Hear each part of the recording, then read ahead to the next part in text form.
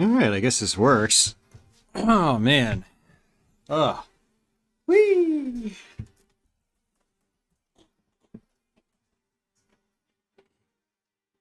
I'm gonna be switching game rooms. This is my old bedroom. This is where I actually started streaming. It's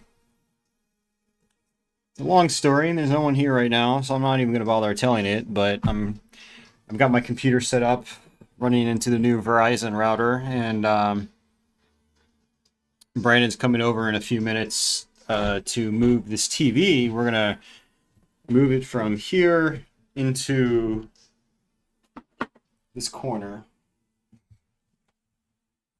And I'm gonna actually try to use it in my setup. But for anyone wondering, this is kind of same kind of setup I had in the other room. So same desk and everything, same positioning, scalers and everything are in the same spot. I think I am going to try to get a webcam mount though, so I can maybe mount the webcam off to the side and have it like angled down. Maybe start using it for Let's Plays.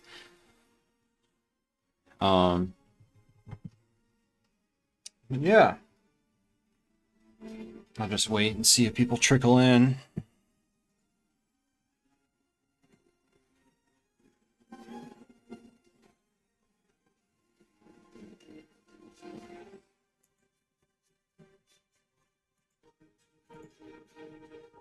All right.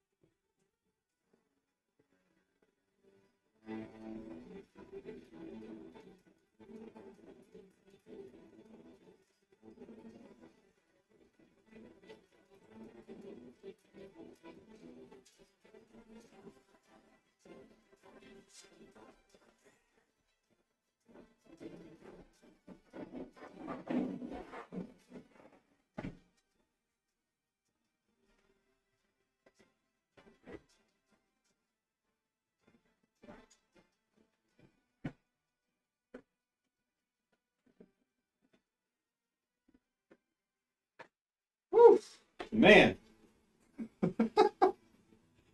that's a lot of computers. All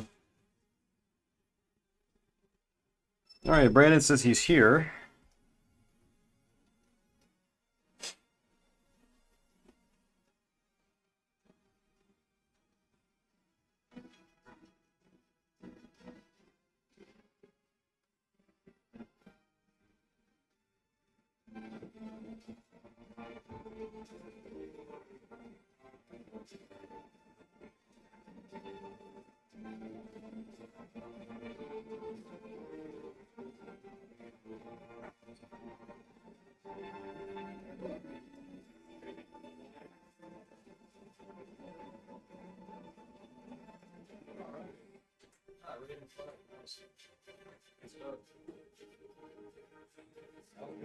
Pretty good, pretty good. How are you? I'll get your phone over here. What you got there? Hot cocoa? Asian Morgan. Empty cup and drag it on. Trash is full. Just put it on the counter. And actually, what I'll do is I'll scoot these back over for now. I think I'm fine.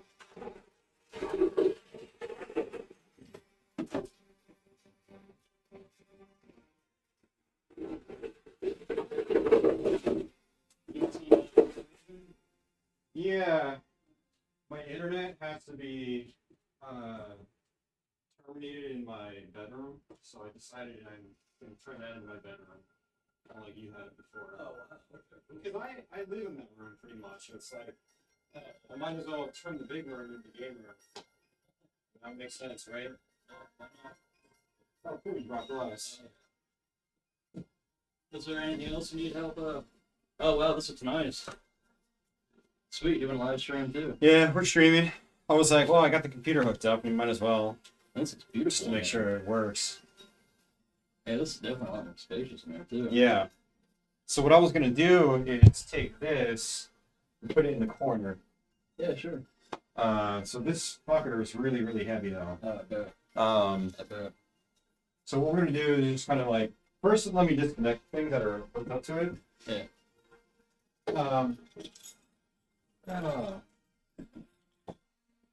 We're gonna just kind of like slide it off, and then we'll just sort of try to, and we might even be able to put it on its front and just like slide it across the floor.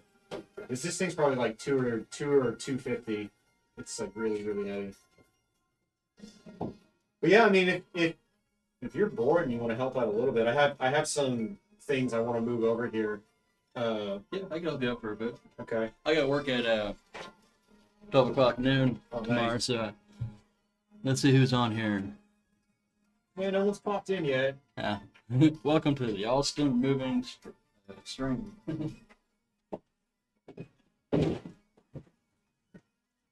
Yeah, somebody get my internet fixed up. I'm gonna probably do it later. Let's see what's going on. Nice. Yeah, so that's the router. And check this out.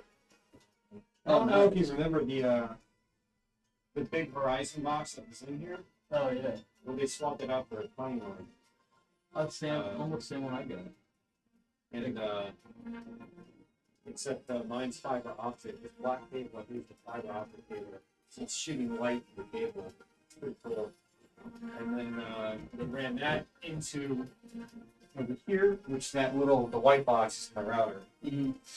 And since I go in from my main computer with Ethernet, Mm-hmm. I basically had to move my computer into here. Like, I could have tried stretching the cable across the whole apartment, but it was like, I'm going to have throw rugs everywhere, and it's just, so I was like, you know what? Let's just switch rooms. It's going to be a big project, but it'll be worth it. So, yeah. Plus, do while check this out. Might go into another lockdown. Well, your internet connection? Watch this. And I'm on their lowest plan, too. Mm-hmm. It's like 200 down, 200 up. Actually, they might have a lower one, but it's like, if it's not the lowest, it's the second lowest. And yet, this is what I was getting with Cox. But now the upload. With Verizon, it's even. Oh, wow. So with Cox, I was only getting like 20. Oh wow. Yeah, so I uploaded a YouTube video last night. It was like 14 gigabytes. It was an hour long. It took 5 minutes. Nice. Normally it would take like 45 minutes or an hour. So, That's and that's what's up. while I was streaming too. So, like I'm also sending data at the same time to Twitch. I was talking to a couple other people in my community in terms of like they don't. Yeah, I asked them what internet they got. They all got Cox. They asked me, well, what do I got? I'm like, I got Verizon. They're like, I never knew. Like, they never knew that. They never even knew that they were able to get Verizon. So apparently, Yeah, but you have Verizon DSL, which is super old technology that no one uses anymore unless you live out in the boonies. It's crazy, man, that they're I guess I know what it feels like living in the boonies now. Mm-hmm. Now I know that I need to stick to this area because the boonies were like. Now I know what to expect. All right, man. So, I think the best place to like lift is like right down here on the edge. So what we can do is just kind of like push it forward. There you go. And then we'll just kind of like slowly bring it down like this. You're good. You got it.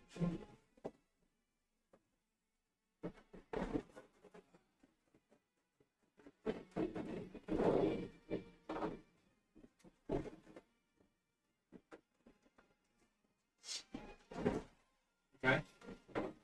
That was a good battle, so. I'm trying to be careful with it. Or watch your fingers. It's good. It's good. You're pretty good. All right, we're good. Nice. All right, so first, let's get this about halfway across the floor. Sure. So much easier. Okay. And now, let me disconnect these. That's an old school stand. Yeah, I got it from, it was out at the dumpster one day. Could help with the TV in here. Edon. Oh, nice. It was around, I think it might have been actually Christmas Day.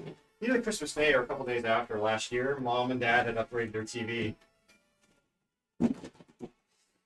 And, so I had talked to Edon to come help me bring it over. Help carrying this. Nah, this is pretty light. So that's why it's in the building.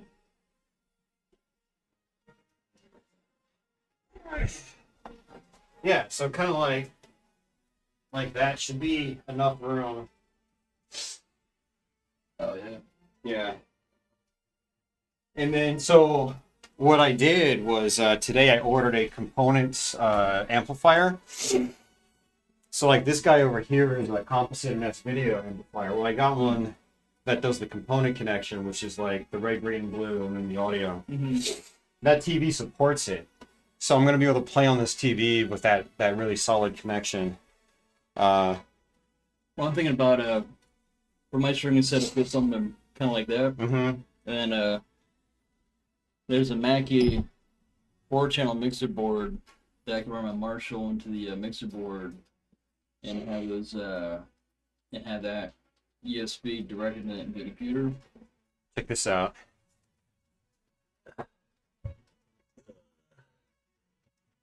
Yeah, I hooked this up too. I had this for a while. Oh, nice. It's an LED strip. So yeah, it's That's pretty neat. badass. Yeah, I like it.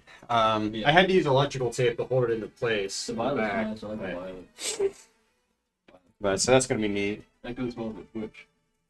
The Twitch vibe. Yo, Ronnie, what's going on? The Ron Meister. The Ron Meister. The Ron. Ronnie's gonna be like, never call me that again. The Ron. But yeah, so this is the component input right here. This is the one I was talking about, the red, green, and blue. Mhm. So this was like the best analog signal that we got in North America before we went. I mean, technically you can do HD over this. You can do 720p up to 1080p. Oh, wow. Or 1080i, I think, actually. So in the early days of HD with 720p, people would use these analog connections. But now it's all HDMI, which is just full digital.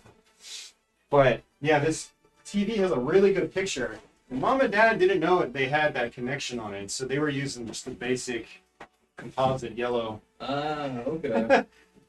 But these TVs are so good, like even the composite still looks decent. So they kind of got away with it without even realizing it. And But, even playing PS2 games on the oh yeah, I'm looking forward to doing that.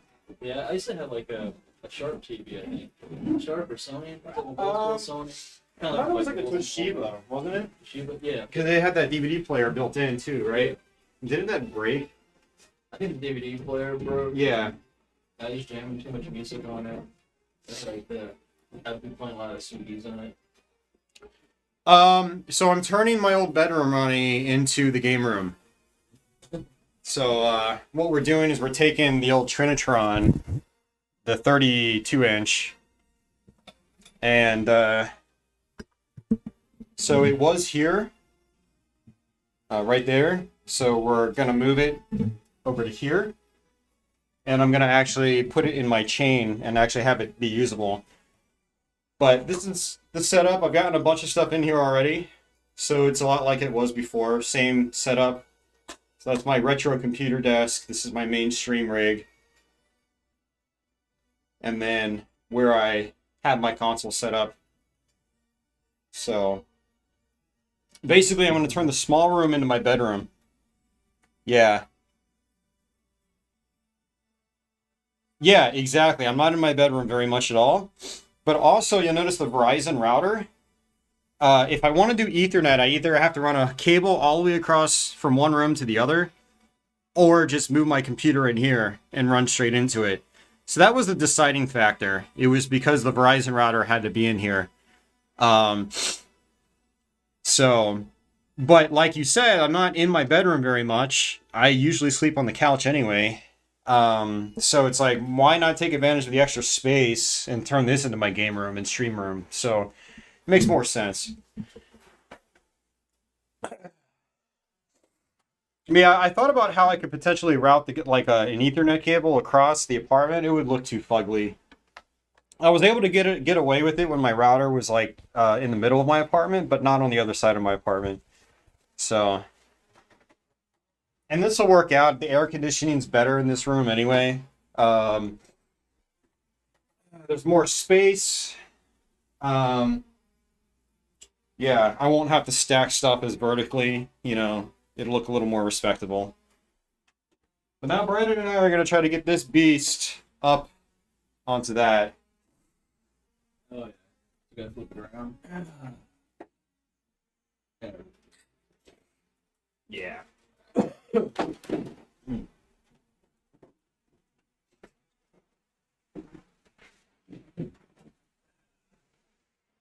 It's going to be a pain in the ass. First we have to flip it like this. Hey. Try and get it under. Yeah, it's hard to get a grip. Okay, I got it. You got it? Get grip. Get right. Okay. Now let's actually push this forward just a little bit. I think I'm gonna have to move this forward just a tiny bit. So Get it off the wall. just so they're able to get back there. Yeah, that too. Man. Better arrangement for when people are there. Oh yeah, definitely. Yeah. And like, I'm gonna be able to move my chair. Like I can push back and not worry about slamming into a shelf behind me. And I can bring Patchouli's cat bed back in too and have her cat bed right next to me. Instead of a folding chair. Well, the folding chair still works too. Folding chair is good. I guess we'll try to Okay, so you do have some handles, but what I recommend is lifting from the bottom. No, Yeah. that's a little better. You'll probably have to be both hands. Okay. You good? Awesome. Yeah, I was gonna warn you, this fucker's really, really, really heavy, but I didn't. I just told Brandon we had to move a big TV. Man, that's sweet. Oh shit. Alright, here. Let me lift. Keep it around. Yep. Okay, it's good. Yeah, and it's not going anywhere either. Like, you have to apply a lot of force to tip it over. But I can actually, here, watch out. Let me see if I can just push it back. You got like symphonic metal music playing in the background. Oh yeah, this is the one that busts out. Get some Dimmy Borgir dun dun dun dun dun dun dun on top of this and sound great. Be Dimmy Borgir's new album. It does bust out in a minute. Dimmy Borgir will walk in the studio and go, "Alright guys, we got the Ride 5 soundtrack, we're just gonna play to it. Let's go." And it'd be there. Because they write a lot of cool symphonic orchestra parts like that. It sounds phenomenal. That was actually a lot easier than. Well, I think it felt easier for me because I've been exercising a lot from working at Starland for the last 7 months. Oh, no, it's, yeah. And I've started lifting weights a little bit again. So. Yeah, everything's kind of more like. Yeah, it's like I was able to. Yeah. Which is crazy. I'm basically doing it all day, every day. Yeah. So, and it's cool because it's staying consistent all the time. So you know that like when you got stuff like this, it's not gonna be that tough. Here, let's do something. That's an ad racer.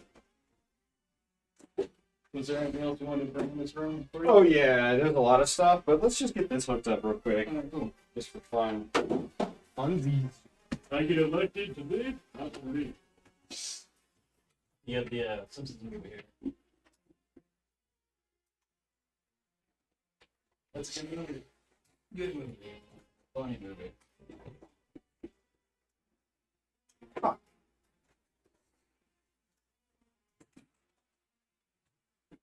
Alright, the power on that outlet is actually weird. I need to route the outlet. Oh, this I'm actually not going to hook up. I'm gonna hook up there. Yeah, because I figure I'm probably, if I want something here, I'll just hook up the PS2 or Okay. Xbox 360. It's like, I'm going to end up just tossing this. It's just a straight DVD player. You probably have no need for one. You got the same setup I do. You'll just use your Xbox One if you want to watch a DVD.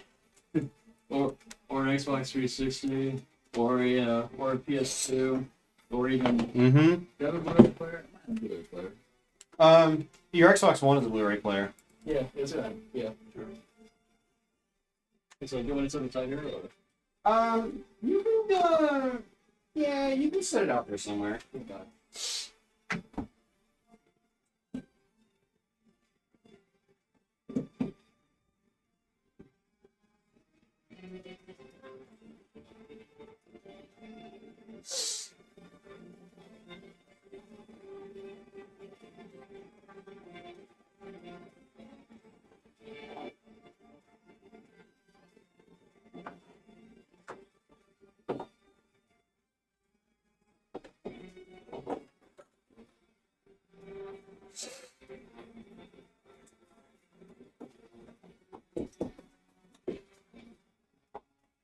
This would be a really badass album to see live. Yeah, the music in this game is amazing. That would be cool.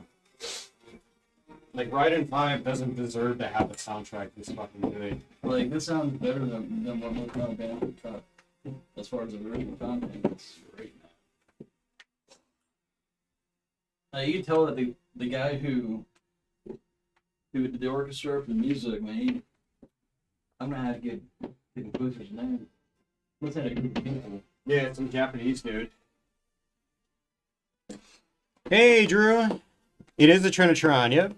Yeah, I actually have 3 Trinitrons. So what I'm not really sure I'm not sure what I'm gonna do right here, because in the other room I had a stand with my 25-inch Trinitron on it. And I don't know if I want to bring it back in or just have like my gaming shelves on each side. And then I think I'll probably put other gaming shelves in the closet.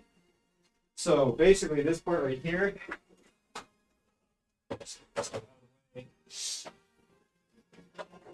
We can put the two big Kmart gaming shelves here on top of each other. Mm-hmm. I measured it and it'll fit perfectly. No. So, yep, you got the right idea. You have all your computers hooked up at once? No. But basically what I do is I just hook them into here, and I just take the VGA cable and just plug it in, and then they're usable. Yeah. This was mom's old computer, no? Oh, nice, Drew. From offer up. Oh, nice, man. Is that a 32? I don't know what the model number is, but it is a 32. Yeah, it's got component inputs on it.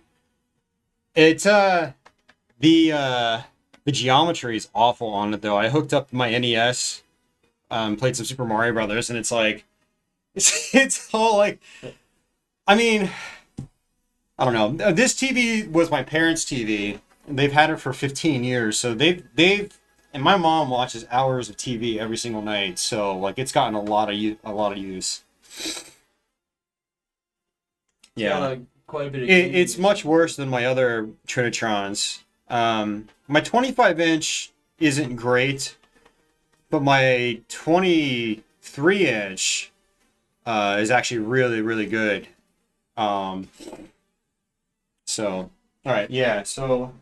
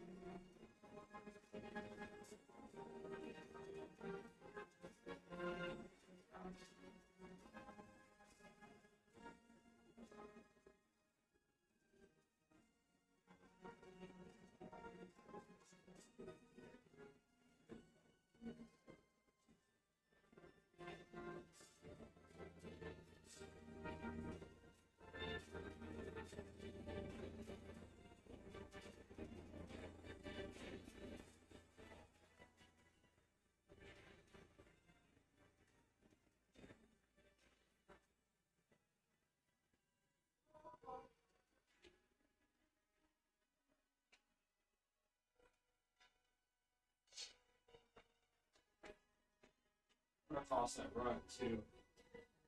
It's all jumbled up. I can't flatten it out.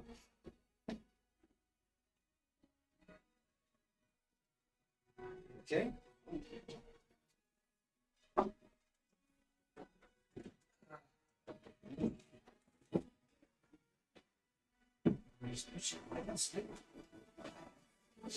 And I don't need to use that outlet, so I can just make it nice and flush against the wall. This is the rag you're using to clean? Yep. Do you have any Windex that you use? Or? I've got Pledge in the other room. You can just wipe it off because it's a microfiber cloth, so it'll be fine.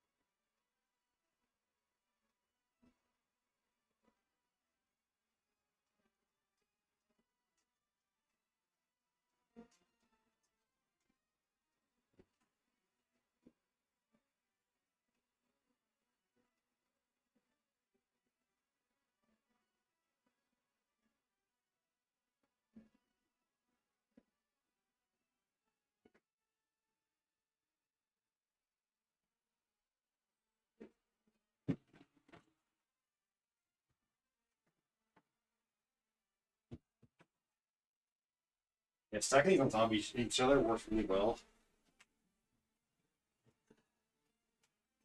Just as long as I don't bump into them. Shouldn't. Yeah, I'll take it.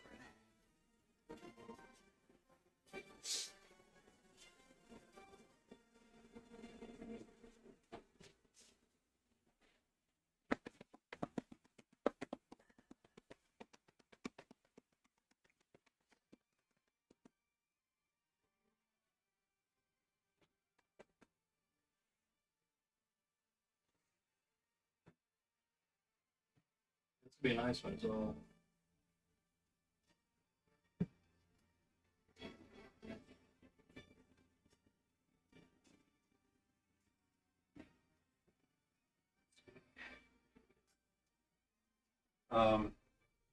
You can start bringing consoles in now.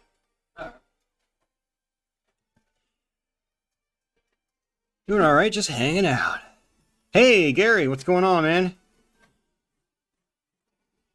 We are switching game rooms. Going back to the old bedroom that I started off in at this apartment. Oh, man. So Brandon came over. I've got my computer set up over here, my CRT. The stream desk is the same as it usually is. I mean, everything's pretty much the same as it usually is. I'm just in a different room now. Whee! All your consoles on the floor is gonna go. Yep. Basically. Yep, you can just bring them in one by one, or bring them two at a time, whatever. And then I have the big boy Trinitron. This was over here, but Brandon came over to help me move it, so it's in a corner now. Good setup for a big TV like that.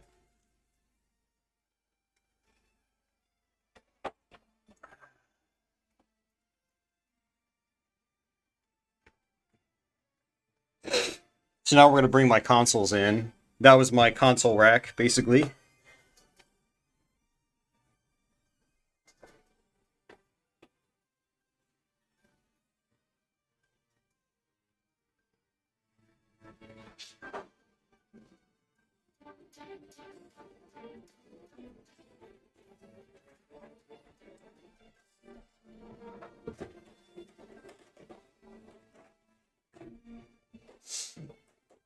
Alright, so do you want all your stand-up consoles, the stand-up, the vertical going that way? And then smaller So ones? how I had it was I had the CDI here and the Nuon there, so they're like the big ones. And then I'll stack these on top of that. But the Xbox 360 I do keep vertical. Save space. But yeah, these I'll stack on top of the CDI. You want me to start bringing them in while you kind Yeah. of organize it the way Yeah. I want?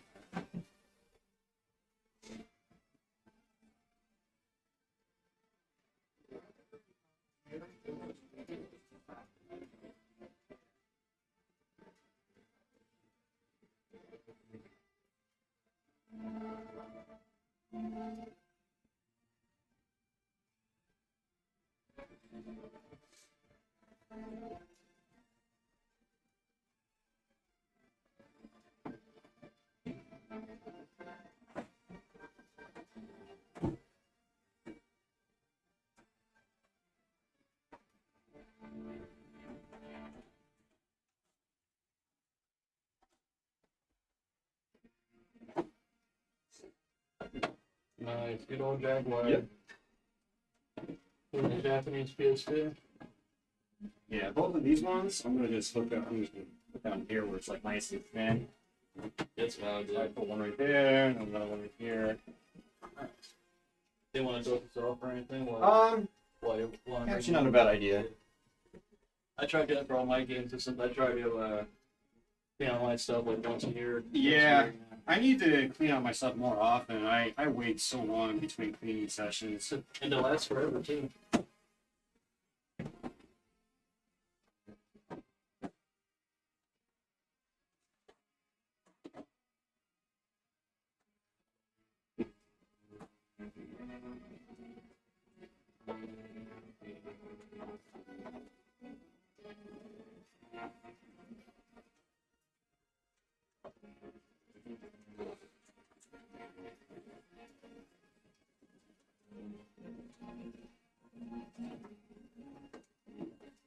I was playing the original Metal Gear Solid the other day. Nice. I beat that about 4.5 hours. Then I went online and saw some guy beat the game on extreme mode in like 45 minutes. So I was like, oh, let's look at the game. Like when you see speed runs of games, you're just thinking. Like I was watching a speed run of Final Fantasy VI. I watched like 45 minutes of it, skimming through like the whole 6 hours. Yeah. And talk about the details in the AI. Like this guy goes in like this guy in GameStone quit. Yep. Goes into extreme details. Like these guys spend hours figuring out the mechanics. It's like, Oh yeah. it's nuts. More than just hours. Probably hundreds of thousands.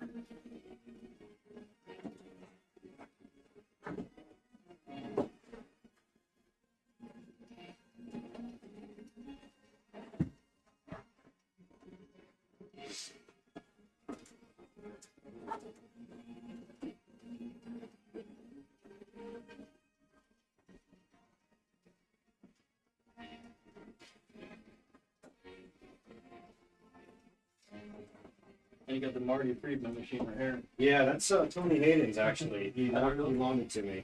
Marty Friedman. That's Marty Friedman's. How's Marty? We had a robot named Marty for a while in our store. Really? And all we got to scan shelves. and then they got rid of him because he overscanned the whole store, and the whole store got like 500 additional items on. Damn you, Marty! This guy I'm gonna put some here. I'm gonna get a rubber band. He's like this big tall machine that's just kind of like a little goofy. Oh wow. Yeah.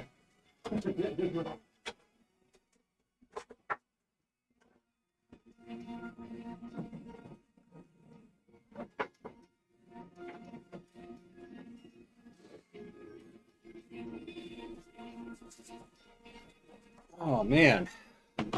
I know it's not the most exciting thing, guys, but I appreciate you hanging out and lurking or watching or whatever.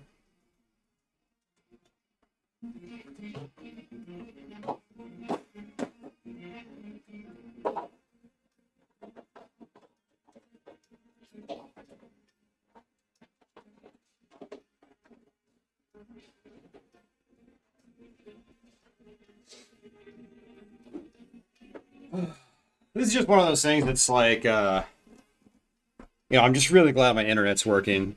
Not only is my internet working, but I'm paying less for the internet than I was before, and it's even more reliable and faster. And switching rooms is like, will be kind of a nice thing too. I haven't had a big change like this here in a while. Like a year. 8-bit retro. Yep, the ABS. Also, most badass Neo Geo. Yep, Neo Geo CD. Yeah. Good old Dreamcast. It's like the original Dreamcast. Yep. It's cool because the paint is like tinting a little bit. I got the Neo CD right there. That's cool. Natural white paint and Neo Geo.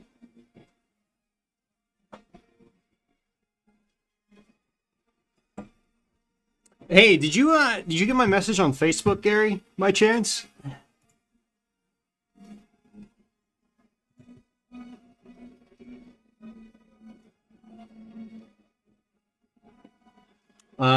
If not, go check your Steam account, because I sent you something a couple weeks ago. Steam's apparently doing this thing now where if you don't redeem gifts, after a certain period of time, like the whole transaction just gets canceled. So yeah, go check your Steam. Guess you scored a PS5. Not you, Wayne. Alright, here's the combo.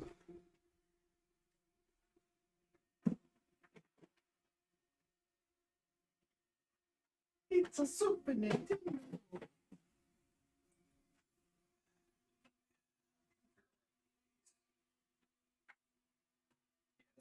I had the original Xbox up there. I think I'm trying to squeeze it down here because it's actually. I should probably just box it up because it's not even working right. You did actually. Lucky bastard. You get to play some Demon Souls remastered.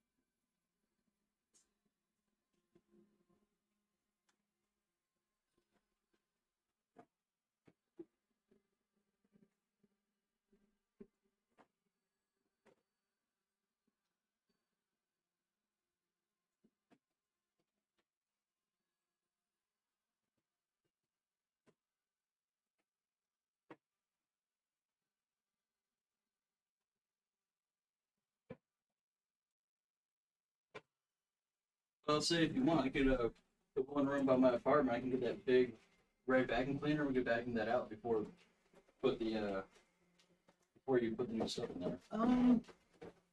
I think I might be okay. I think I just like a regular vacuum would be fine. Okay. Like I've got my org actually in the closet there. Alright, cool. I vacuumed this room earlier. I would like to borrow your vacuum one day just to have the hose and get like stuff out of the corners. But I don't do that tonight. I've been working at this hard for the last 2 days straight, so Yeah, it's definitely. and I still have a lot more work to do too. Oh yeah. Alright. This is the new Xbox controller. No, this is a third-party one for Xbox One. It's not really a great controller. I saw the new prototype looked very similar to that one.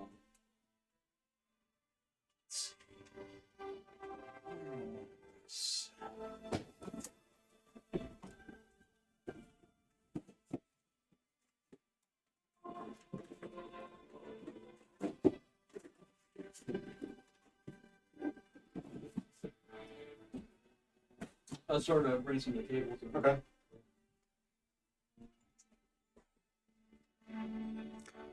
Sackboy, nice.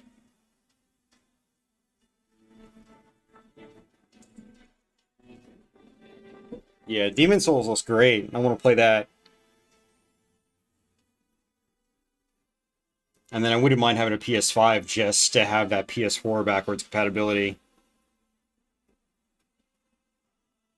Damn, that shelf is full.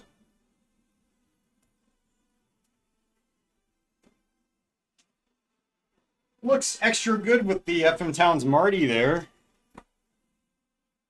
Maybe we can talk Vampire into just letting me keep it.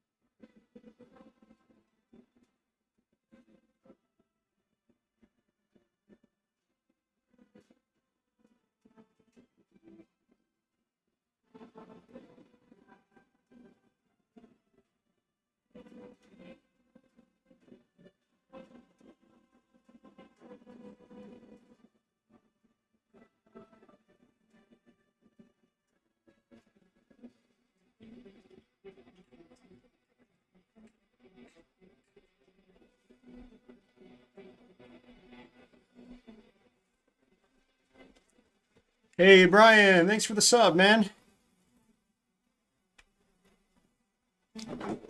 Thank you very much. Yeah, I'm switching rooms. This was my old bedroom that I barely used, so I decided to bring the game stuff in here.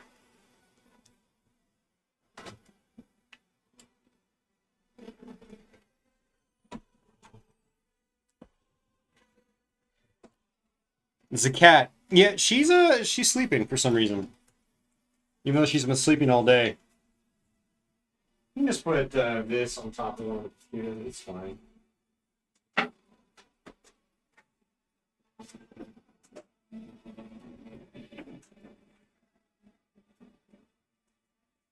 I think it's that's it. You put it in me. Yeah, you just put them on the ground somewhere. It's fine. Okay,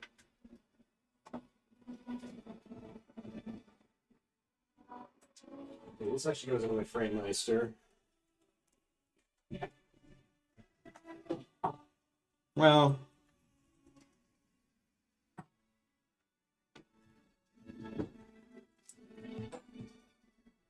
Frame Meister. I'll figure this out later.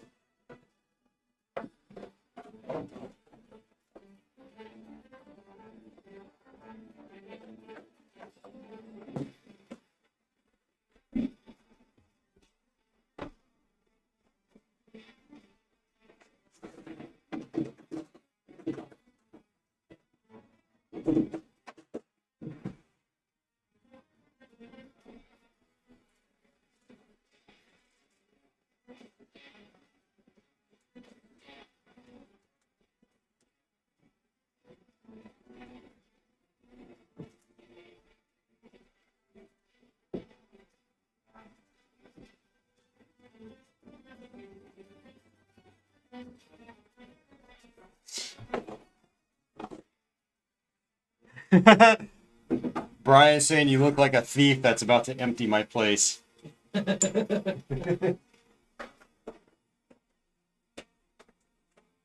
I'm just a thief that helps cleans places for people. Yeah, he breaks in and cleans the rooms.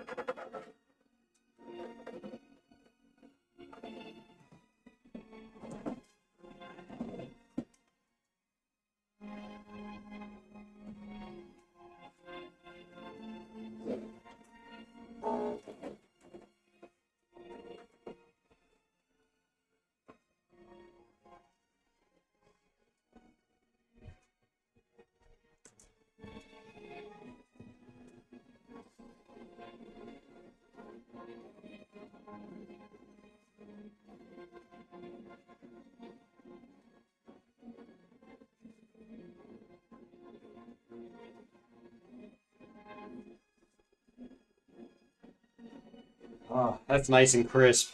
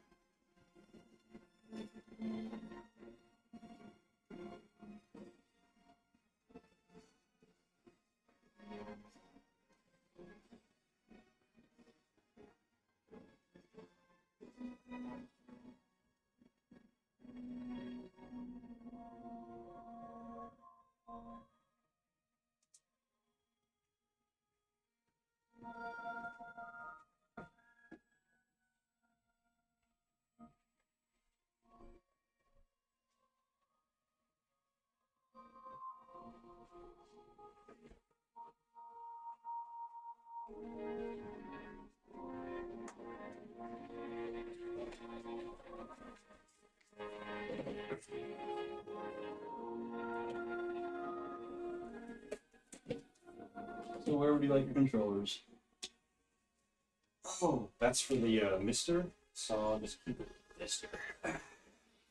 Mr. Just gonna wrap it up like this. I'm just gonna keep it up here for now.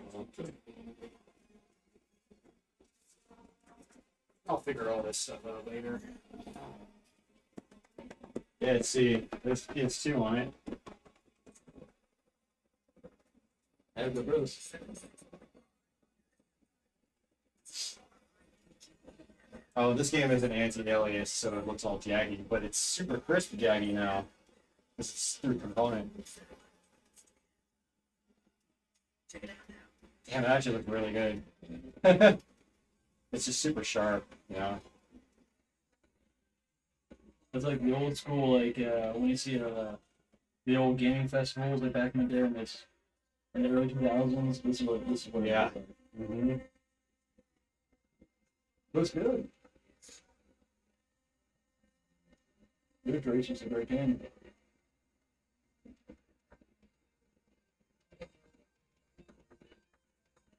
That looks great. That's very nice. Very nice, very nice. So I hooked up the PS2 with component cables, the HD Retrovision cables. Hey, Chinty. Not really new digs. I changed rooms. I'm still in the same apartment. When the Fios guy came out, basically the Fios box is in the closet of this room. My game room was on the other side of the room, the apartment. And so, instead of running a cable all the way across, which was really hard to do without it being obvious, I decided, I don't use my bedroom very often. I'm in my game room like 90% of the time, so I might as well turn the big room into my game room and turn the small room into my bedroom.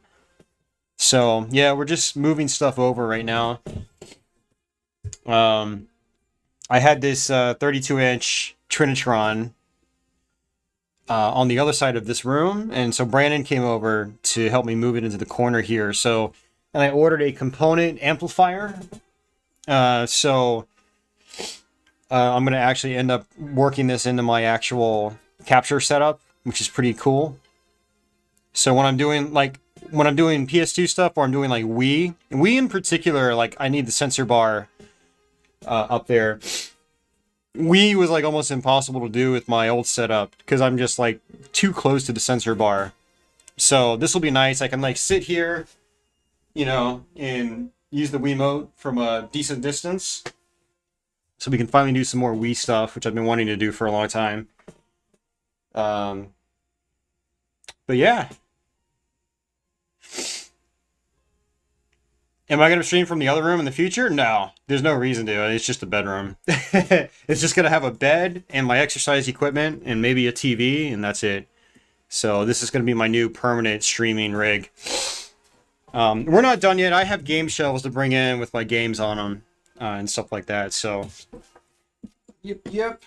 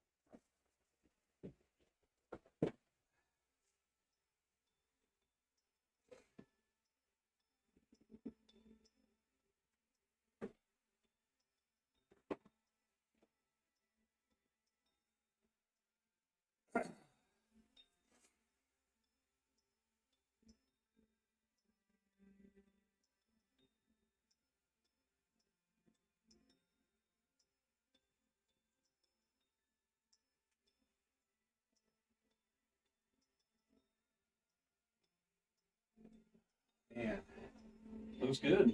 That's a good spot for it. I'm trying to figure out how I'm gonna do it because I have 4, and Well,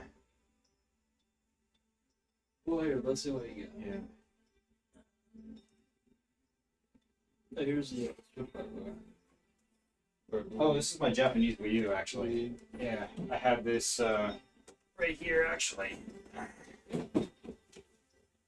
What I might do is actually take the other one that's like fatter like this and stack it on top of this one. And then I'd have to move this like over there, which is fine. Granted, I am gonna have so Pachuli's litter box is gonna end up moving into the closet of the other room. Oh. So once that moves out, I have room for a shelf in there or a couple of shelves. So unfortunately, I'm not going to be able to have all my shelves out because I don't want them blocking the windows. Oh, yeah. So I think I'll put one shelf here. There's not enough room for the second one.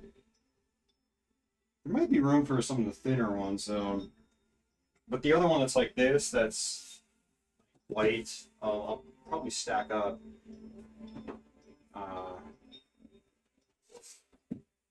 Yeah, there's plenty of stuff that could go in the. Is all that stuff staying in there? Yeah. Okay. Yeah, all that stuff's pretty much gonna stay in there. Yeah, I mean, I'm gonna take the clothing out and put it in the other closet, but not. I'll do that some other time. Let me try to scoop this forward. Let's see what.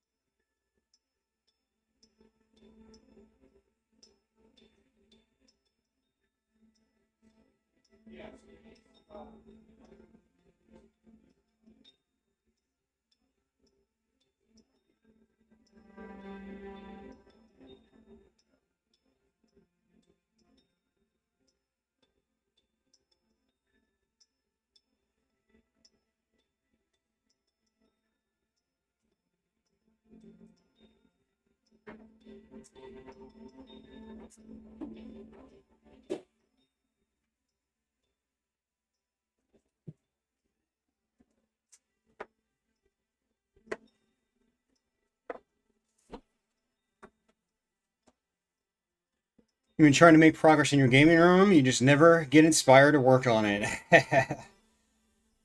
Yeah, it's hard to get inspired in general for me.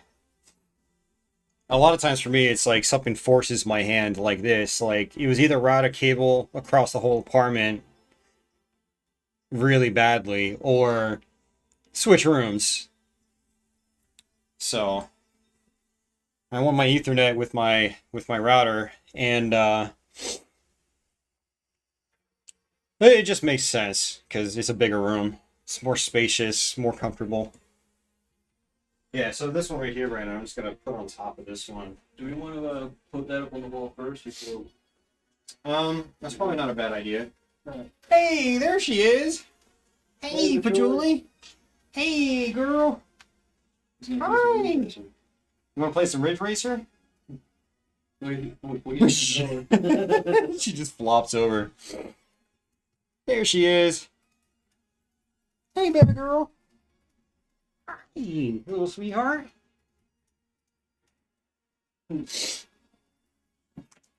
Real. Yeah, Brandon, actually scoop this one out of the way just so I can get in here.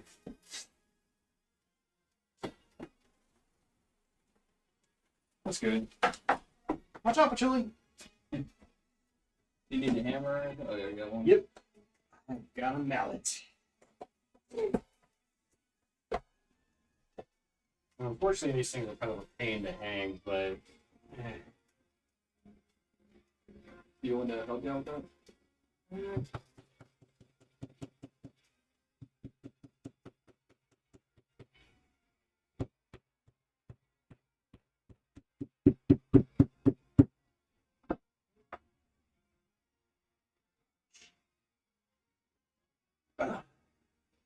Going in all the way. Kind of. It's stuck. Trying to pull it out. Because for these, you need the nails to kind of be out a little bit. I just wanted to make sure it was all in.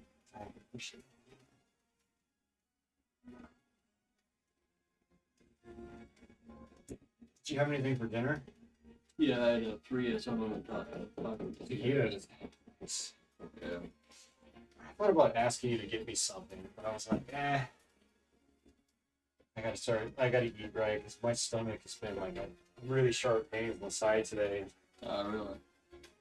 So, I went out last night to Giant and got cabbage and some meat and some provolone cheese. And I basically made a sandwich, a turkey sandwich, without bread. Just cabbage. Cabbage is my bread. And that made me feel better, actually. Like, the sharp pain wasn't as prevalent, but it's still there. Oh, yeah. I need to make sure that I'm eating right. Cabbage stews are pretty good.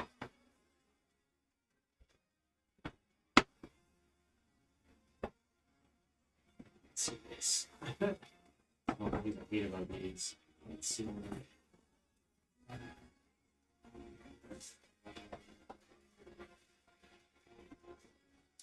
I could probably get it further. It's a little bit easier.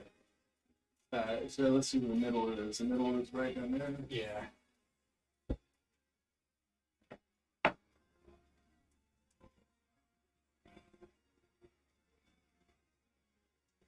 So I just need to push it a little bit.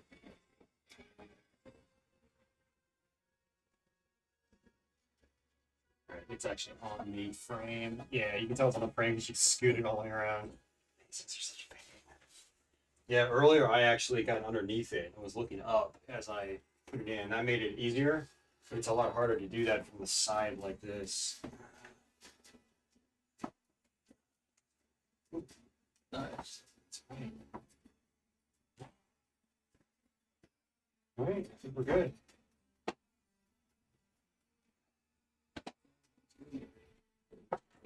Not perfect. Well, actually, it's fine. It's fine. I like that poster. I got that from the Nintendo Rewards program when they were doing that years ago. They don't do that anymore, though. It's called Nintendo. Yeah, that looks good. All right. Let's lift this guy up.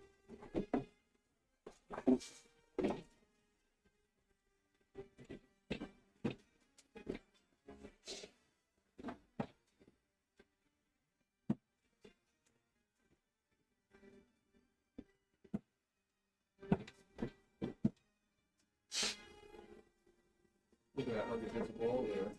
You gotta get the, Oh, yeah, the original one. yeah, you gotta even. Otherwise, one side will hang on. Yeah. I think that side's on. Yeah, watch out, man. I think I can actually.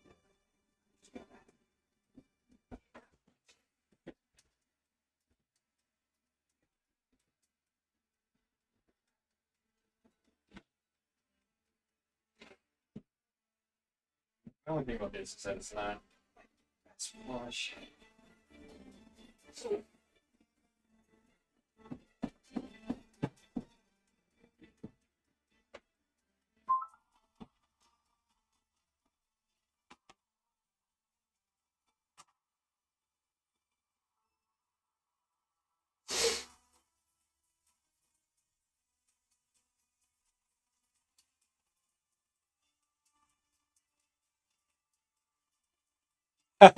Nice, Chenty. Oh, you got the LED strips on the ground. That's awesome. That's Chenty's current setup he's working on. Oh, nice. That's our stream. Oh wow, that's cool. See, you watch streams on the big screen. Mm-hmm. Yep. That's the way to do it, man. That's the way to do it.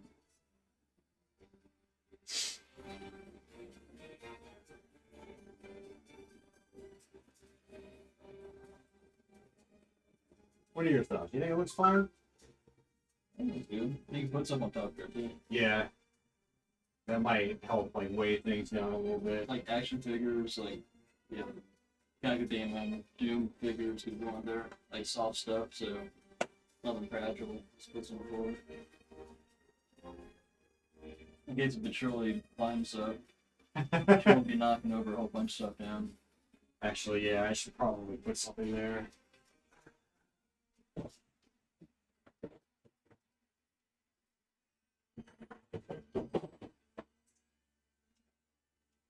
Yeah, so before I had these up here.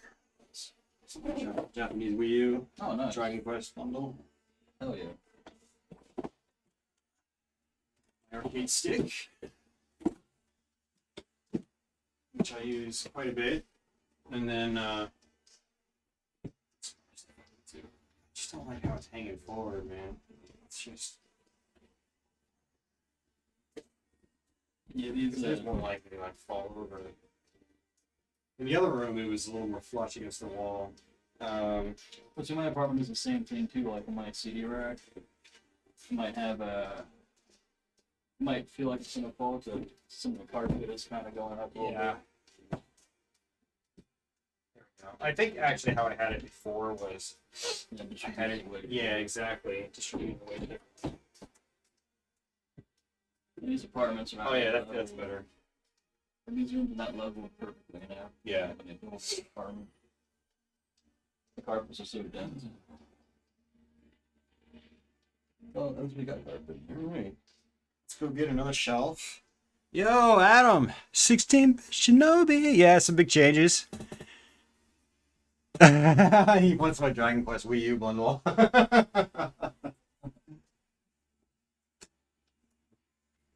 Well, when I panic about money, maybe I'll talk to you about it. But right now, I'm gonna keep it. It's got a bunch of Japanese MSX Virtual Console games on it too. What we got to do is you got to hit me up about getting your package. You want to see your package, Adam?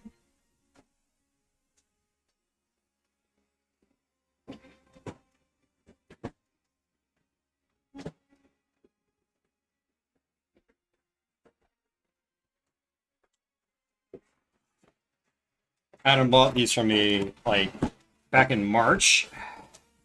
Oh, wrong side. Shit.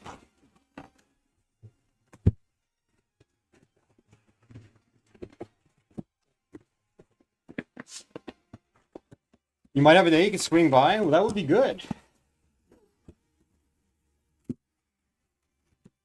Oh, that's where my Armored Core 2 went. Okay.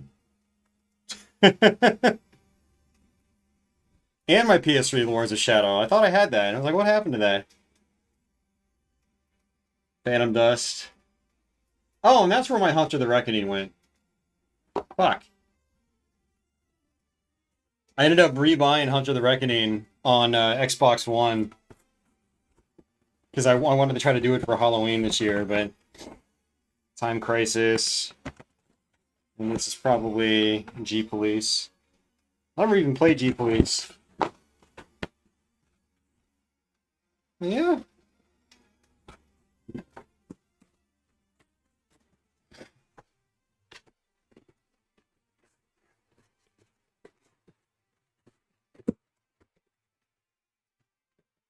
You'll get a PS5 next year when they have a bundle. Nice. And a Series X. Awesome, man.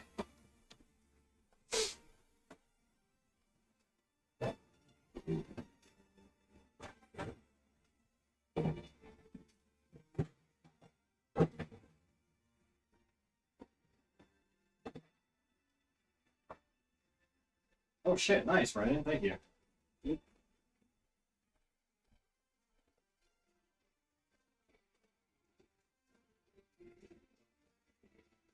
Well, see, it looks like if you have 3 of these will be flush. Yeah, so I'm not sure what I'm gonna do actually. What I might do is put these like on the inside of my closet, like right here. I could fit one like right here, and I could fit one right here. Oh yeah. Remember, this one's gonna come out, so all the buildings and stuff like that. And one shelf looks like I put like back here. So I didn't know if you moved yourself to the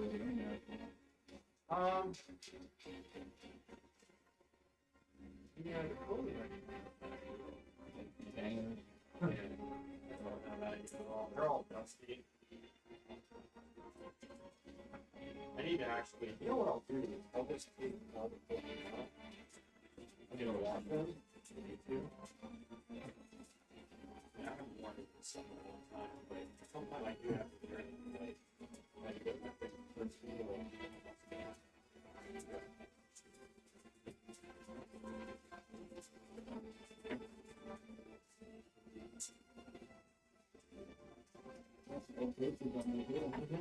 Yeah, I didn't even paint some of those. It's from Yep.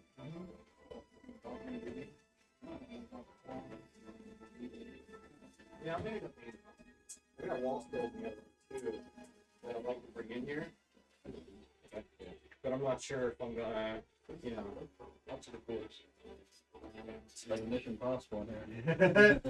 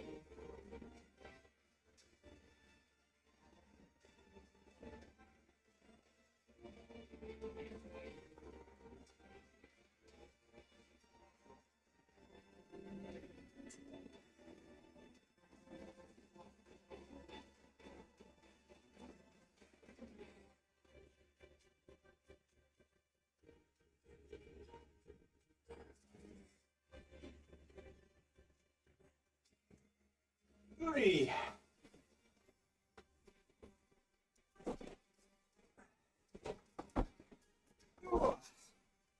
Oh, fuck. Woo!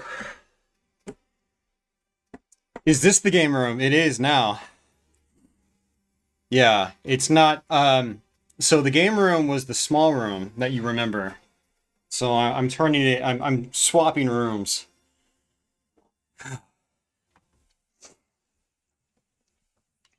Hey. All right.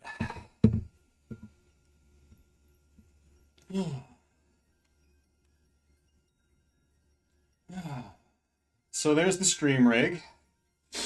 This is just me testing my frame meister. I can turn this off technically. This is where I put my consoles and stuff. My mic will be on my desk. There's my upscaler. Video amplifiers. Over here is my retro PC setup.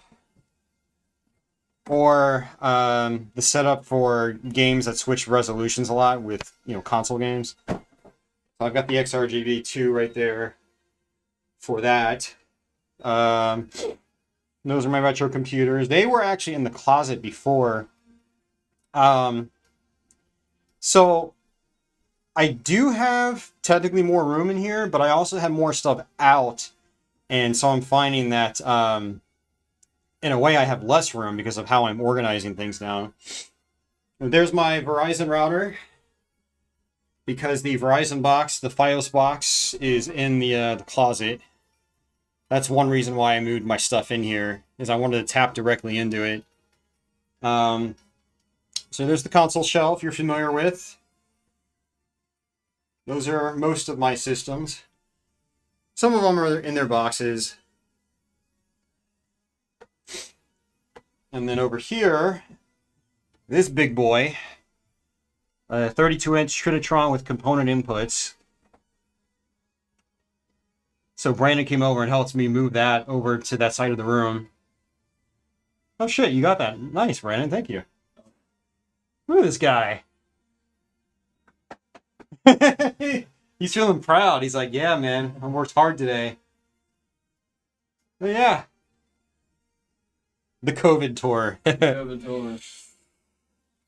I got to take a shower when I get home. I get dust all over me. Yeah, I'm gonna have to take a shower too. I took one this morning when I woke up. That was like over 12 hours ago. Okay. Yeah, so I was actually just telling them that one reason we can't fit all the shelves is that normally these were in the closet. Yeah. So it's like I have more stuff actually out now. I'm trying to figure out what I'm gonna do. Well, one of the stands could work, and if you put like that next to that, that could work. Because then you could still put stuff on top of this.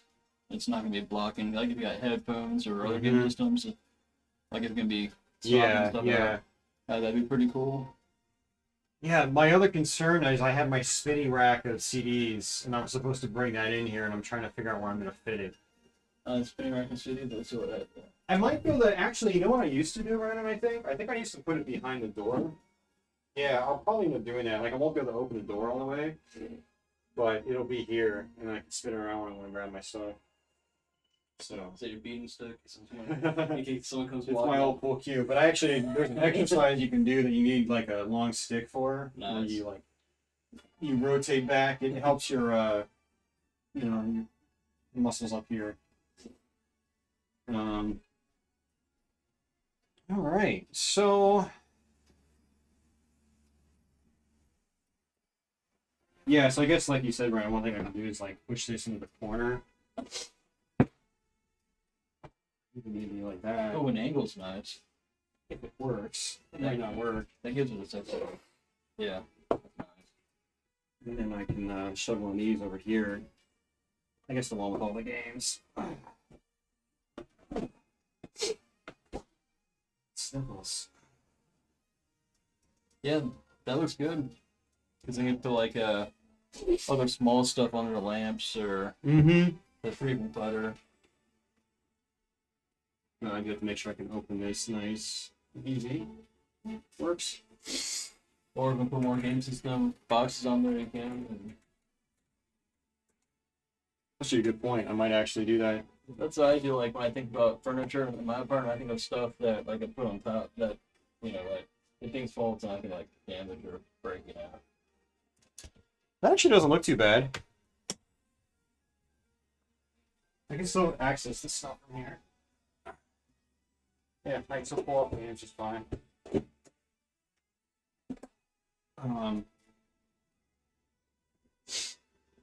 I mean, if I really didn't want to use the window at all, I could stack these on top of each other, like I had them. But I kind of don't want to do that unless I've got a wall to put it against, like that one. Well, plus when we free up the living room out there a little bit, like when we do, like there's still like things that you want to like bring some of that stuff out there. You could. If someone kind of keep us like gaming where you got all your games out, kind of get other. And actually, this I could squeeze over here. That's good.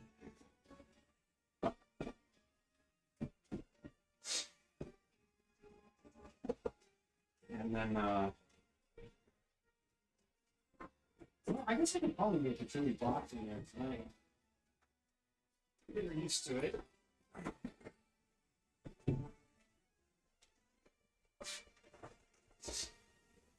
I'm gonna do a quick vacuum in here. Yep.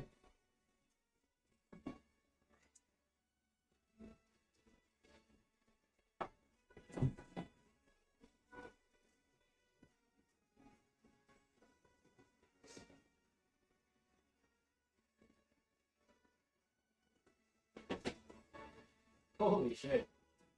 Oh man.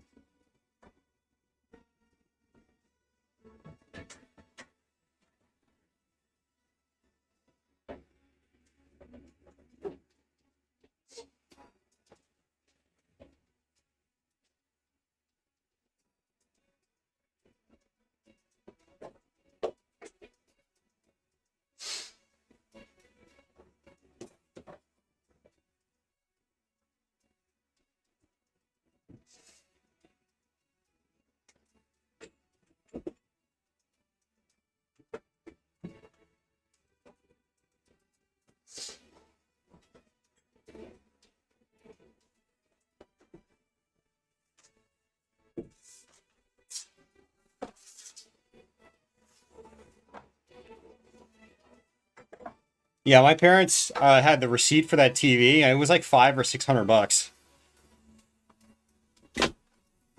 All right, I'm gonna mute the mics. I'm gonna start the vacuum.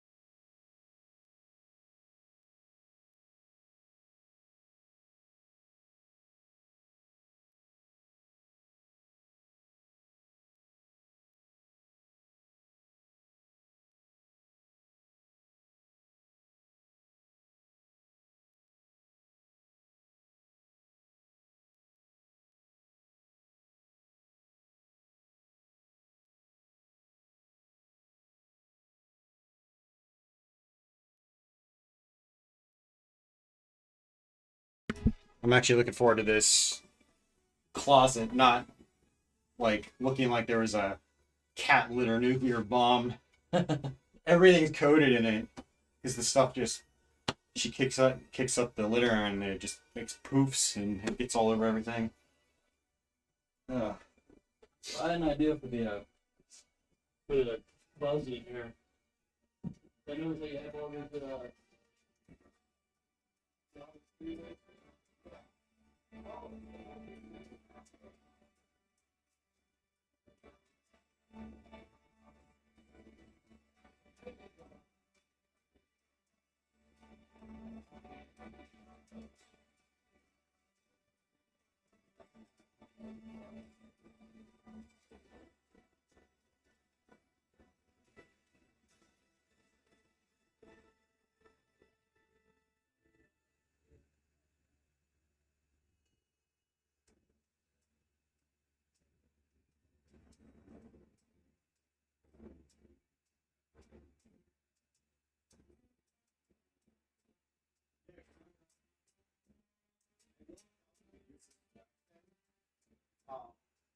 Probably have this next to the bed, and then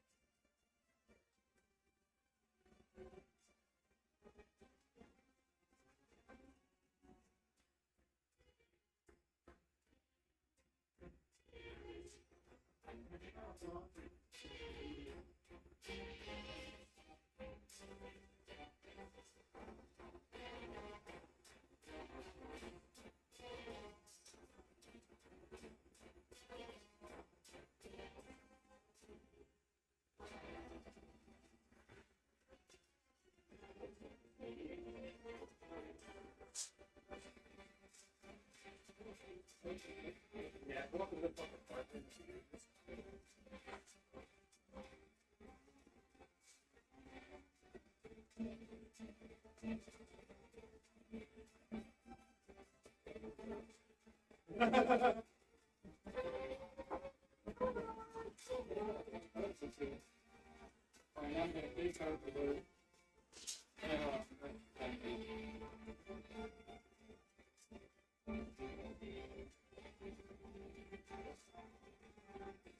I could also, we don't want to use start to make it come down the track. Yeah.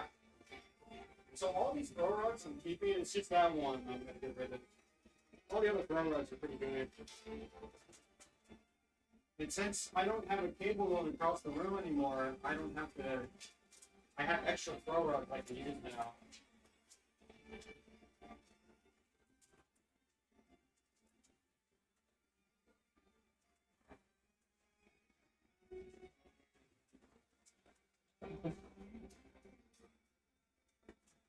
It's like once it's merging in, yeah, pump here. Take it back the way it is. Right again.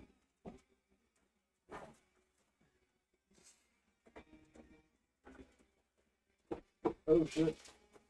Orc alert. Orc alert. Vacuum cleaner. Yeah, so I think pretty much my only choice is putting it here. I definitely want it in here though, for sure. Here, watch out. Want to get this?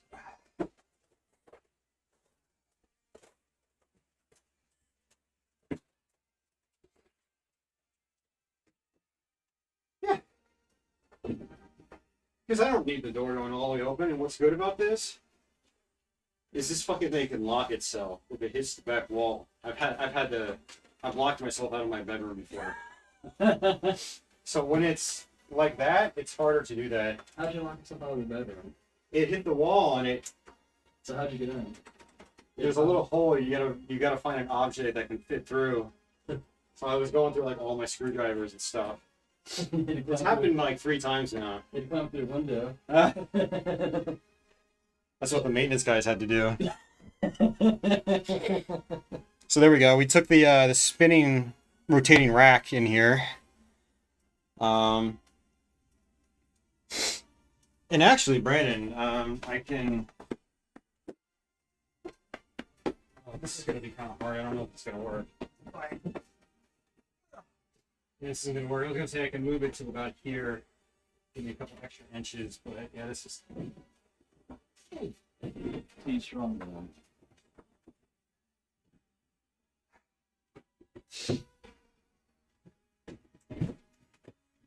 Damn it.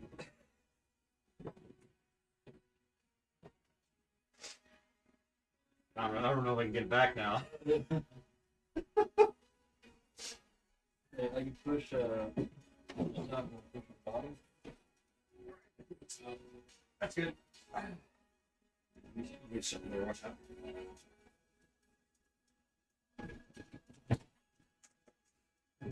That's perfect.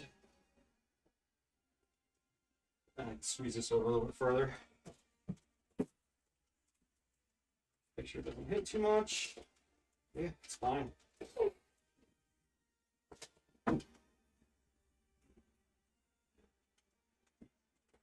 Still has the potential of locking, and so I should just get it. Whatever. Okay. I don't want to hold you up, Brandon. If you need something, you need to do stuff, you don't have to stick around. But if you're welcome to hang out. It's 8:40. It's not too bad. So Brandon might appreciate this. Ronnie got a new guitar at the beginning of October, and it's a beast. It's a Schecter C1 Platinum with EMGs. Oh, nice. I used to have a C1 Classic back in 2005. No, 2004, actually. It's a Diamond series. Yeah, dude, the C1s are nice guitars, man. The EMG pickups are great. Nice. Oh, yeah. Schecters are nice guitars. They play great. Sound great, too. I think it's like neck through, not bolt on neck. I know the one I had was a neck through. It was all one piece of wood.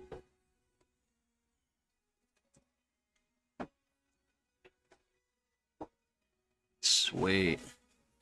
Oh yeah, neck through. Sweet.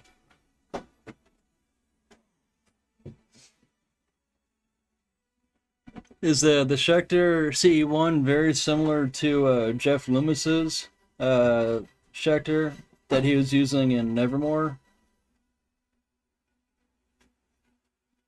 So no, Jeff Loomis, he used Schecter guitars for a very long time. He had a 7-string, I believe, and a couple of 6-strings before Arch Enemy.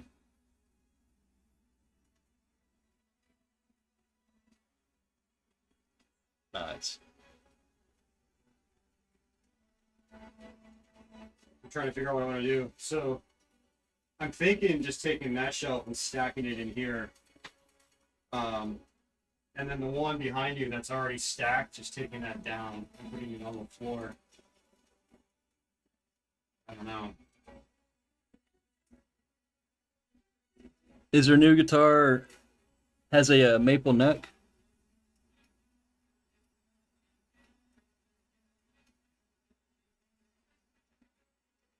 nice.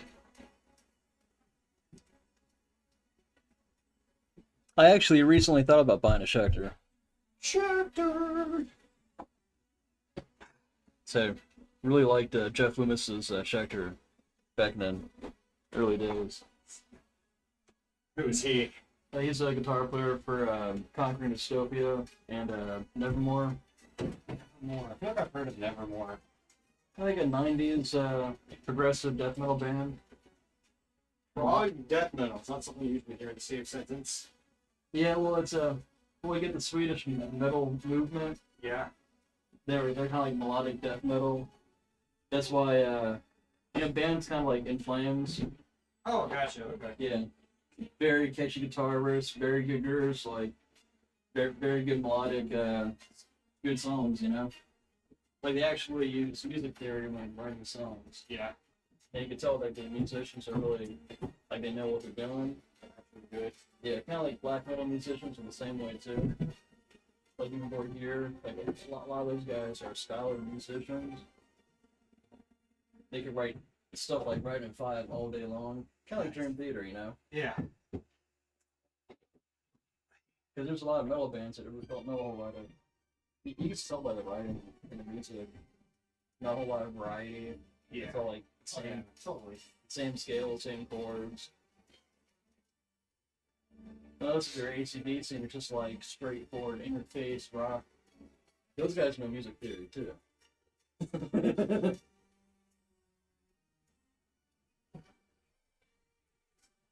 Yeah. Rosewood Press. Because I recently bought a Nita Strauss signature Ibanez back in August with a knife edge trim system with a 15 3/4 scale radius for the neck, and thing plays like a beast. Yes, they are. They play great, sound great. So I also thought about buying Jeff Loomis's signature Jackson Kelly, because I've been a Jackson Kelly guy for several years, with a Marty Freeman style shape. But then I was like, I'm contemplating between the Nita Strauss signature or the Jackson Kelly, and I was like, well, I'm gonna buy the Nita Strauss signature just to try it out and see what it's like. And I've always loved doing dive bombs on the guitar and getting those high harmonic squeals going, and just the perfect guitar for that. And then, so I actually spent time last week setting my guitar to C standards. I got my new custom gauge strings, an 11 to 58 gauge that I buy from susstrings.com in bulk. So I can get 12 sets for like $45 instead of spending $80 for like 6 packs of Ernie balls that are gonna last for like 3 days. The hype ball that's brand on guitar strings, but if you actually buy guitar strings bulk, those last longer than the store brand ones that you'd buy in store, because you don't know how old those strings are before they're in the package. And a lot of guys are like, nah, man, I'm gonna use a Diodario. Nah, man, I'm gonna use this. Nah, it's like, just go to touchstrings.com, spend $45, pick out what gauge you like, and those strings last for at least 2 weeks, and they sound great too. And you save a lot of money. And they look cooler too. Because when you have conversations like this makes you sound cooler. I buy my strings in bulk. What kinds of strings do you use? They're strings from a website called susstrings.com, and you could basically select what gauge you want, like small, medium, large. Yeah. And they have up to, because they accommodate to the player to how to your playing style. Some guys use heavy strings, some guys use light strings, but since I'm playing 2 whole steps down, you want to have the tension of the guitar kind of equal. Yeah. So, sound great. Mm-hmm. I used to use Ernie balls for a while. Yeah, I know that's what Dad swore by. GHS is really good. Diodario is good. I mean, none of those brands are really bad. They're all great brands. But for $45, you can buy a set of 12. But if you're a guy that likes to use 9 to 46 strings, you're gonna be saving probably $15 more because the lower the string gauge, the less money it's gonna be. Mm-hmm. But it's already cheap even if you're going to highs. You could buy a pack of a set of 12 58 gauge string for like $6.98. Yeah, and if you're burning through strings like how I do, like when I'm writing solo music, it's a really cost effective too. Yeah, definitely. The reason a lot of those guys, they get paid to use those strings too. Like it's like endorsements. Mm-hmm. I mean, if Murray Ball came to me and was like, "Hey, Brandy, we want to endorse you. We'll pay you to use our product." Then I'd be like, "Yeah, sure, I'll do it." But I'm not going to support an endorsement if I gotta be buying into the system. Yeah, exactly. Kind of like building your own guitars, but you want to have a good guitar, so you definitely do want to invest into a nice brand. Well, that's like what I tell people that are in the gaming. You get what you pay for. So like, Oh yeah. Even when it comes to streaming, you want some good equipment if you're serious about it. You get what you pay for. Oh, nice. He's got his Schecter C sharp standard. Got my Wolf Les Paul in D standard. Are all of your guitars fixed bridges, or do you have any trem systems on them?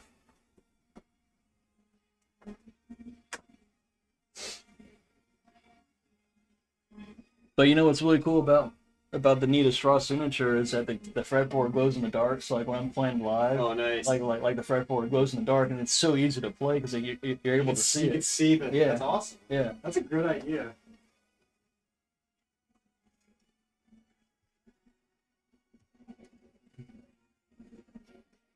Oh, nice. Tunematic? Yeah, those are some good tuners, man. Those are lazy man tuners, but I use Tunematic tuners all the time because, man.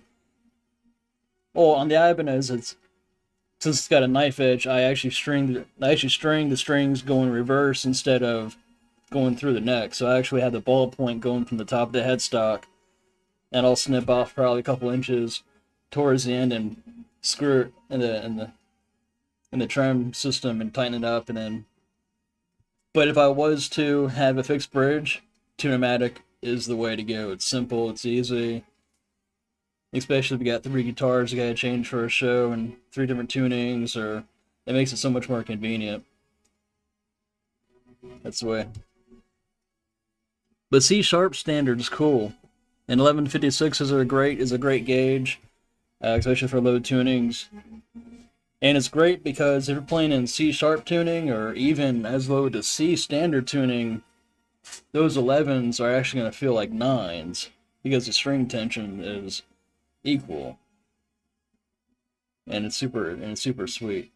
I used to use 11 to 50. I used to use the Zach Wild's strings. 11 his custom strings in the Aussie days were 11 to 64. And that was I think he had his guitar in E flat, so I was using that in standard D. And that put some wear and tore on my fingers for a little bit, but I was playing a lot. And then I was like, I'm just gonna drop all my guitars down another whole step, go a little bit lighter, so I could shred more. And plus, it sounded better when recording anyway. 11 to 58s, even as little to 9 to 42s or 46s.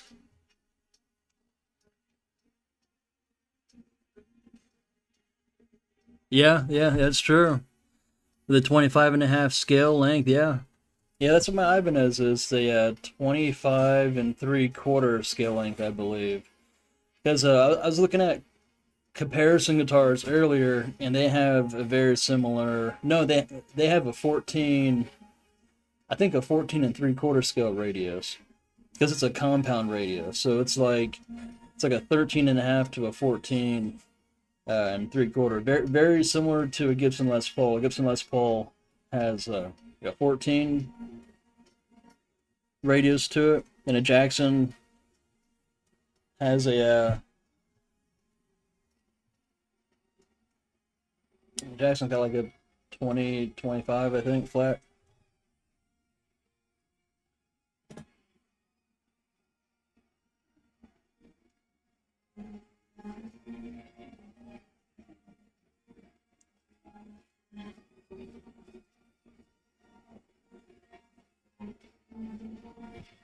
See, it's actually super sweet that you bought a guitar with EMG pickups. Are those active or are they passive?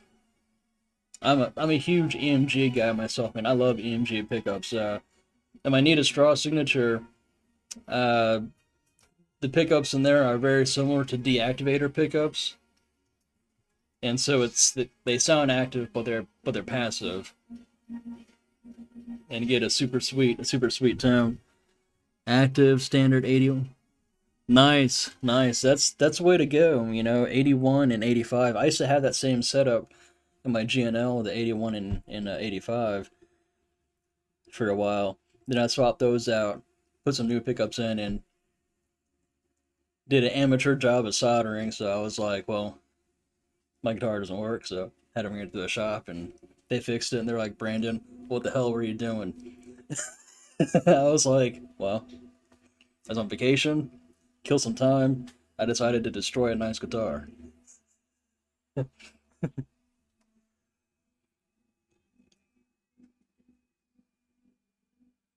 Nice, solderless kits. Yeah, I'm not really too much in tune with the modern day tech and that stuff. That's cool. I'll definitely check into that solderless kits because, man, that's a lot more convenient to do some good, easy, simple guitar work.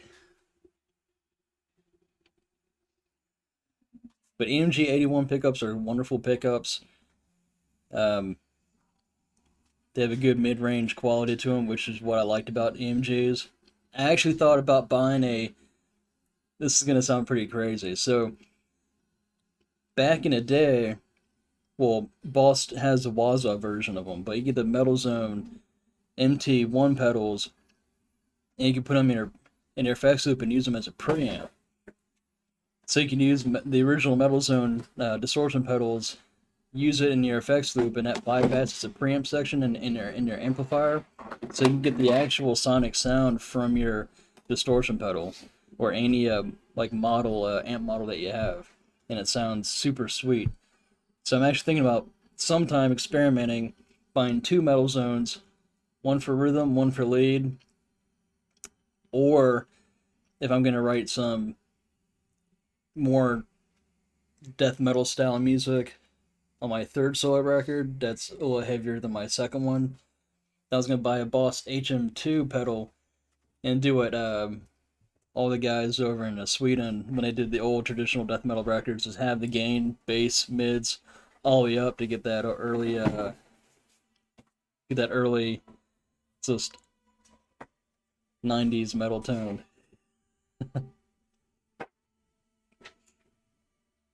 Actually, In Flames did that too for a while. They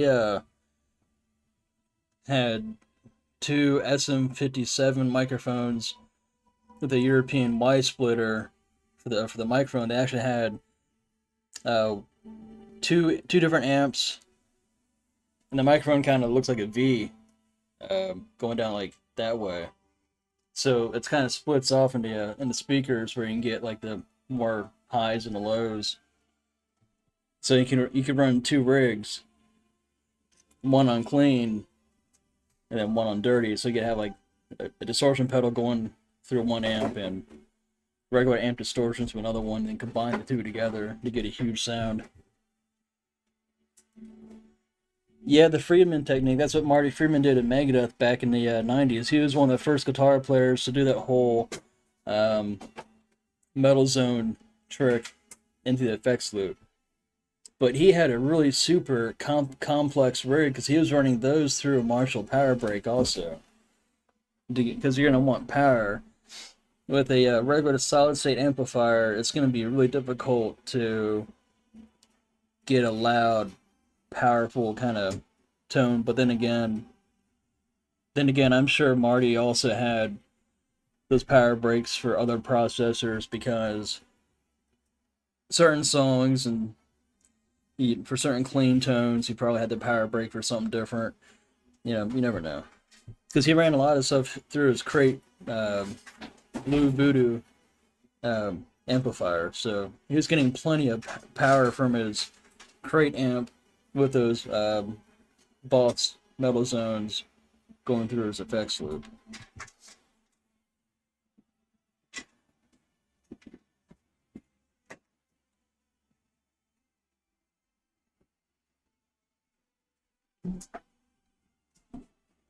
Oh, sweet. MI Sound Labs is an awesome JSM 800 plugin. I love Marshall JSM 800s. They're my favorite amp in the world. And ML Sound Labs.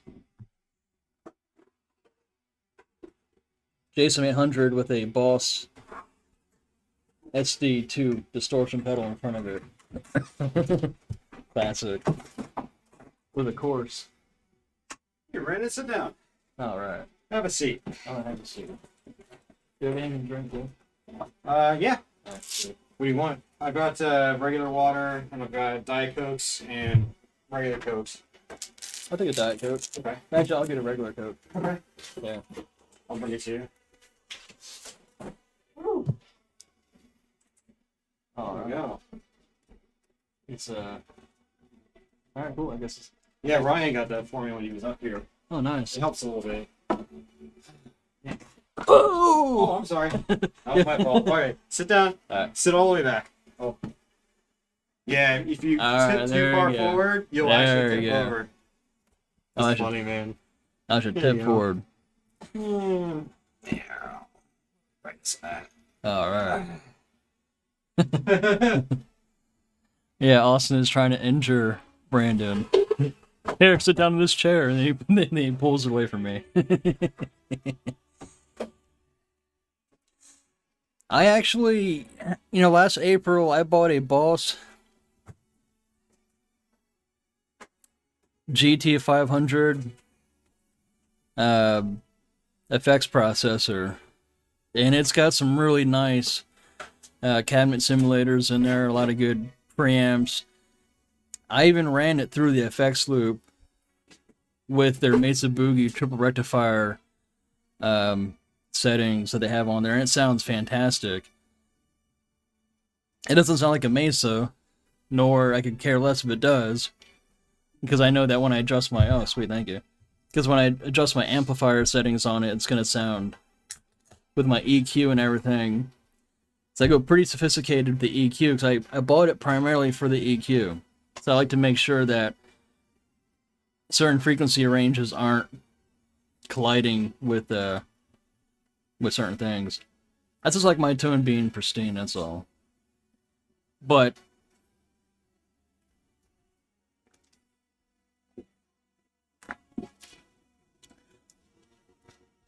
Hot Tone Impero is killer, especially the custom impulse responses I have.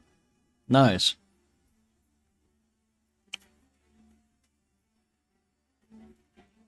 I've been looking at Friedman amplifiers. I'm debating whether I should drop like $3,000 for a 100-watt. I'll probably see. Like, I have neighbors that like to yell and scream a lot, so I'm thinking about buying a Friedman amplifier, getting some 25-foot extension cables, placing my amp out in my like right in front of their door. And then probably, I don't know. Well, I probably shouldn't do it or else the whole entire apartment complex will be like. Well, you know what Deep Purple did one time? As me and my family, we were watching the Richie Blackmore Deep Purple DVD. And I guess they were auditioning singers.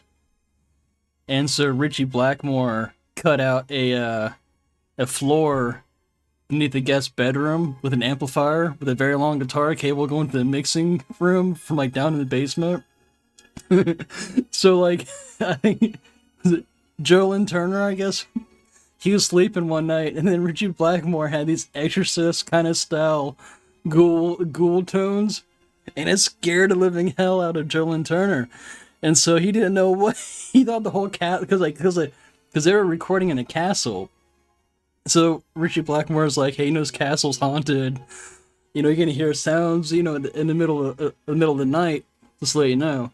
But it was kind of their way to kind of kick him out of the castle so they could get Ian Gillan back in the band.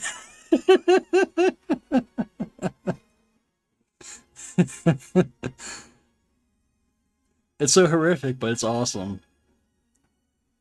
It's like what you do is like, just, if you have a guest bedroom, cut out some of the floor, put an amplifier beneath it, have a long cable running to the other room, so if you want to scare your neighbors or someone, I know it's pretty bad to say, but someone you don't like or whatever, you just play some Exorcist sounds. 2 o'clock in the morning, your friend would be like, "What's going on?"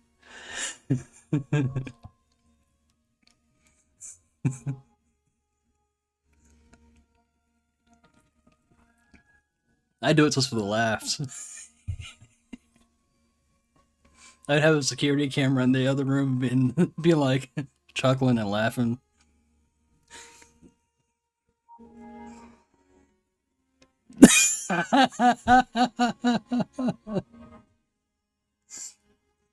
Man, I'd be eating popcorn. I'd be eating McDonald's. I'd be in the other room with my legs crossed over, be like, I know it's like really kind of screwed up and messed up to say, but it's like, I just think it'd be hilarious. And then like they'd be like walking out, I'd be chilling playing a game. It's like, I'd be like, hey man, why are you leaving? Oh, I'm hearing Satan from beneath the floor. Really? Yeah, man, it's really scary, man. Be careful going in that room because, man, if you go in the room, man, Satan's there. He's there. He's real. Say, hey, man, I told you the room's haunted. Nah, man, it's really haunted.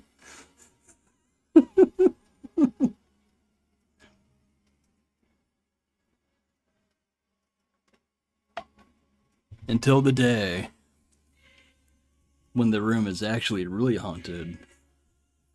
Nobody will know.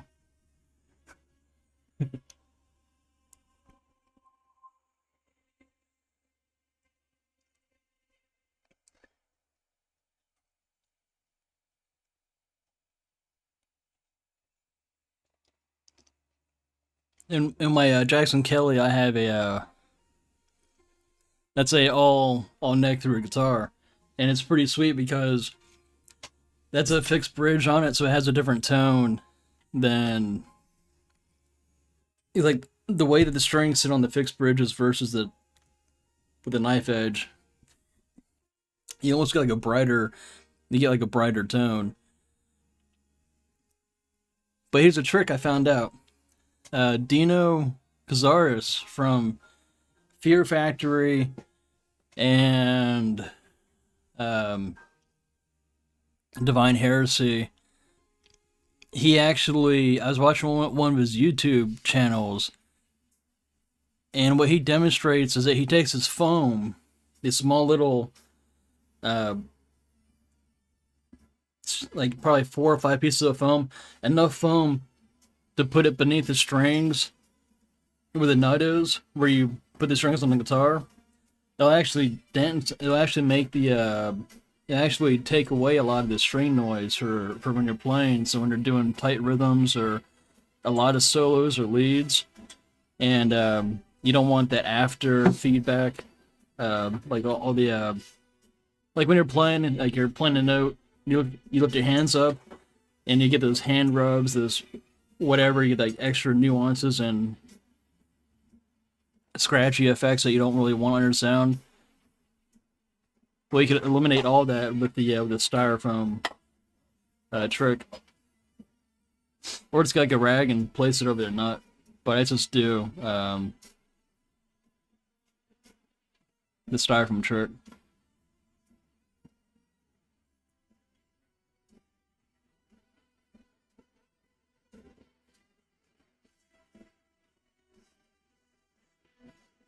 Divine Heresy and Incinerated. There's a YouTube channel with Ola England. He does coffee with Ola, so Ola does, and he's funny. He's got he interviews Nita Strauss, Dino Gazzaros. He does he interviews he got Jeff Loomis on there. Super cool guy, funny guy, great personality. Yeah, and it's cool because Dino has a guitar. I think he's got a preamp actually built in his guitar, if I'm mistaken. Yeah, the Devin Townsend episode is really good also. A lot of those episodes were really fantastic. And Ola loves Doom. He's a big time gamer too. He's got like Secret of Mana sometimes playing in the background on his monitors. He's a super cool guy. Coffee with Brandon. In this case, it'd be coffee with Michael Mackert. When he would ask me a question, the question would never get answered because I'd be talking too much about other stuff.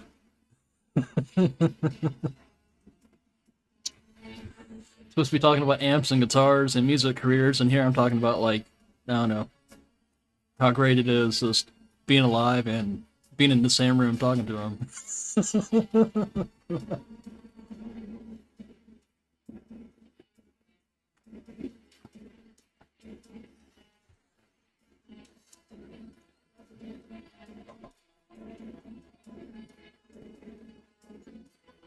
Yeah, Solar. I think his company. I think he actually builds Solar guitars. I think that's his guitar company. And he really knows his shit. I mean, he is incredible at as just his production on those guitars. From what I heard, they play great and they sound great. I'm not really into that style of guitar, but I'm sure it's a fantastic guitar. And but yeah, he's that's his own factory line. I think they just released a new model not too long ago with a brand new style. What is it? Most guitars when you buy from the factory already coming with a fixed tuning, fixed setup. I think the Solar guitars actually have like a certain setup for like something different you do with the neck. This one guy asked him a question, how can he bend a note? Because the way they had the necks built are a little different. You go to the store, play guitar, you can play, oh, it feels great, I'm gonna buy it, right? On the Solar guitar, you buy the guitar, you get it, try it out. When you try to bend a note, the neck is kind of fixed. So he did a tutorial on how to adjust the bridge and the neck in a certain way to be able to bend notes. You have to actually tune, I think, a half step down and then do some other weird stuff but it sounds pretty chaotic. That's why I didn't really. Yeah, I think it was with the Evertunes, probably.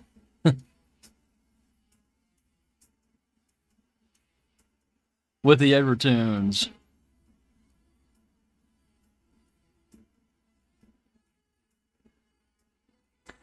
Yeah, At the Gates, man, that band is so great. I was listening to have a drink on the night away itself, or have a drink on the night itself. I don't know. It's just have a drink on me. There you go. That's gonna be the title of the new Gates album is Have a Drink on Me. Until we all get drunk again. No, Adrian Erlinson is a phenomenal drummer. Because his brother, Daniel Erlinson, drums for Arch Enemy. And Adrian used to drum for Cradle of Filth back in the late 90s, early 2000s, back when I got into playing drums. I used to play drums and actually used to play to a lot of Cradle of Filth records, and like before playing guitar and playing bass and whatnot. But I kept getting the police called on me, so I wasn't able to pursue my drumming career. Yeah, Adrian drummed for Paradise Lost. He filled in for a lot of their tours. And Daniel Erlinson also used to play for In Flames in the Clayman era. I think like he filled in as a drummer. I don't think he actually played on the Clayman album, but I think he subbed on the tours.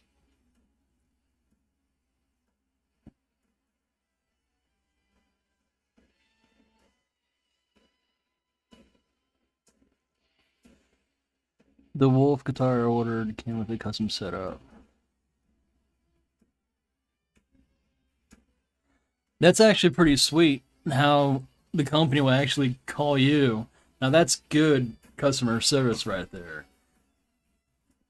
Sir, how do you have any preferences on your guitar? Do you like the way it's set up? What do you like to it? What do you want with it? Let us know. What can we do to help you?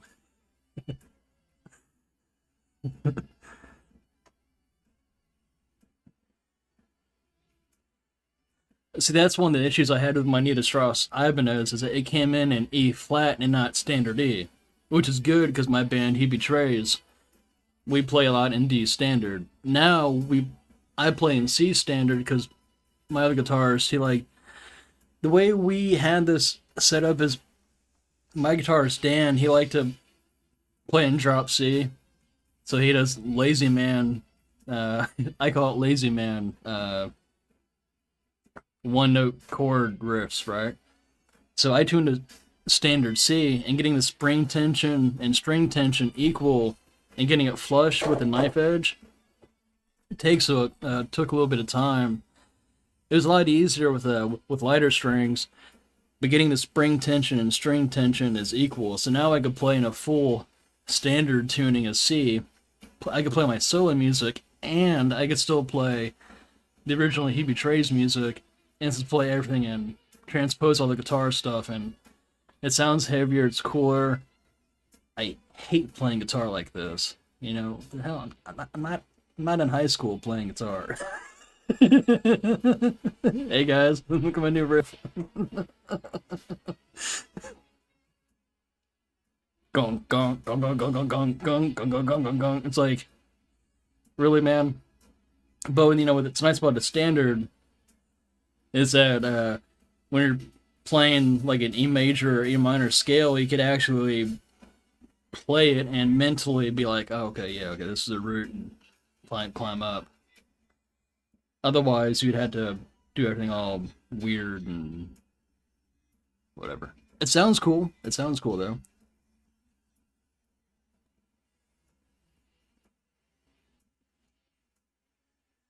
He, that's the thing. He doesn't really know much about that kind of stuff. That's a little too complex for him.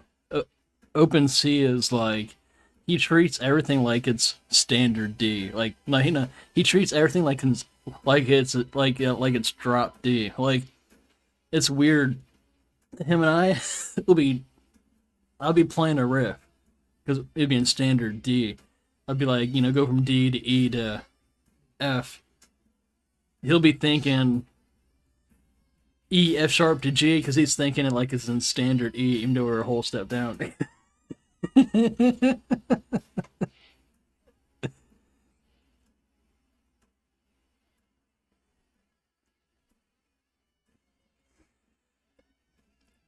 But our bass player, it's pretty cool because he actually plays in, I think, standard G.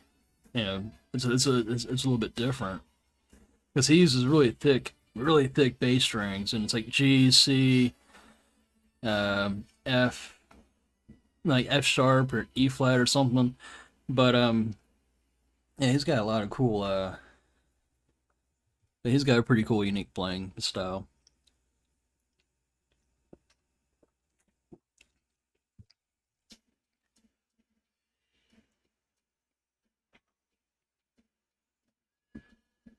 Then in the background, we got Lords of Thunder playing. Some of the best music ever made. And one of the best games ever made, too.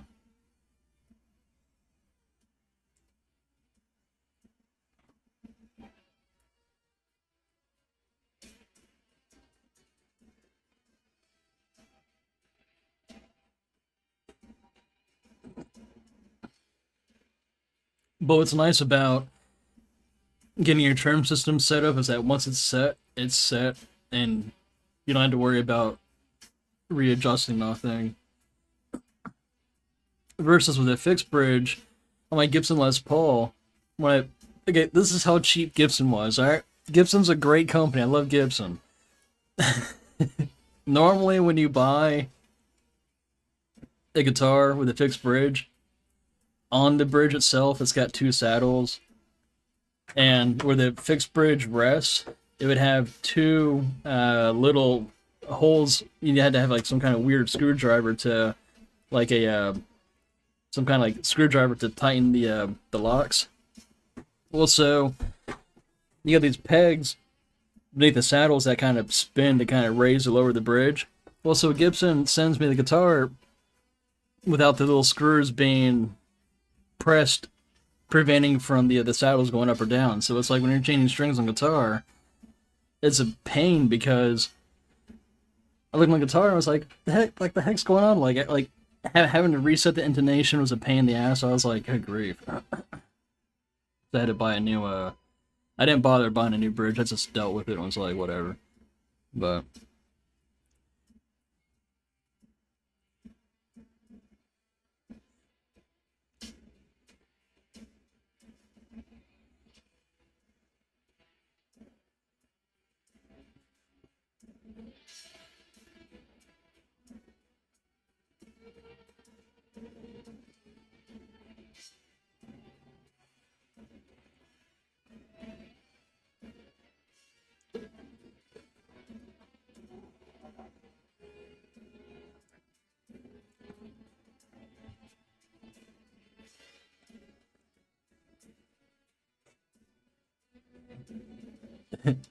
if anybody wants to know what the best guitar rig is, here's what you do. If you want to play the most death metal music, get yourself a Crate 10-watt amplifier, a Squier Stratocaster, and a DoD death metal distortion. Put everything at full blast, get a cheap microphone, put it in front of the crate.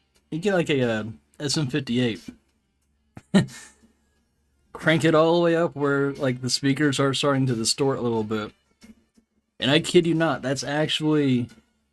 I tried it once. It sounds ridiculous. It sounds like the DoD distortion pedal sounds like crap by itself, but if you're wanting to experiment and record,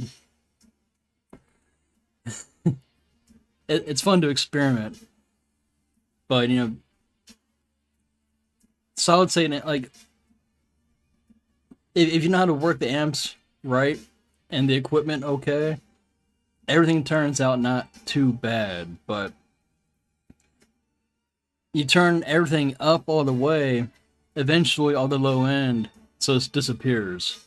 It's really strange, and you get kind of a hollow, like more of a hollowy kind of sound. I wouldn't recommend playing it for live because it's gonna really sound bad, but for in a small 15 by 15 foot room, it's like a really small, like a small closet. You know, it's doing that, and it's like, that's not too bad.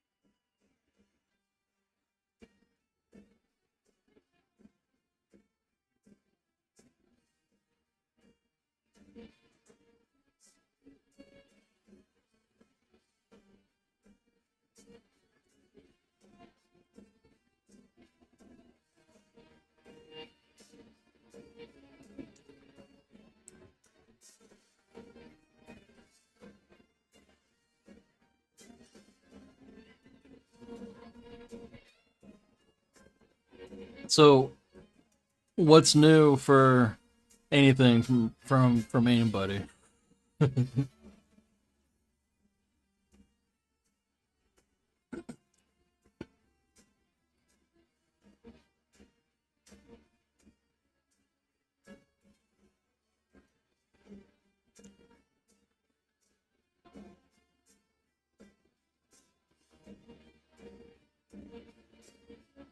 Oh, for new amplifiers, I was looking at the EVH 5150 amps, and they're relatively pretty cheap. They're like $900. You got like a 50-watt head for like $800. It's fairly inexpensive. You could buy a Marshall DSL 100 for. It's a Marshall DSL HR head, and it's like $800. But I'm thinking about dropping some money down in a couple of months and buying a EVH 100-watt head. Because I got my Boss FX processor. I use for all my effects through my main amp. And I was going to use that for all my future amplifiers because, good delays, choruses are always nice sounding. But I only use reverb and delay for most of my solos. I don't go crazy and using other stuff. But,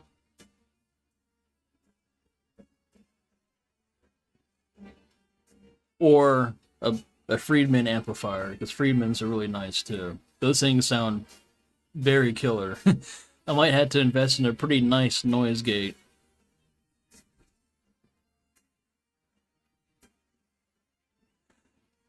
A really good 90s death metal band is classic. They're a Swedish death metal band, Entombed. Entombed. Classic. They're like, I think from the late 80s actually, but Entombed. Great band.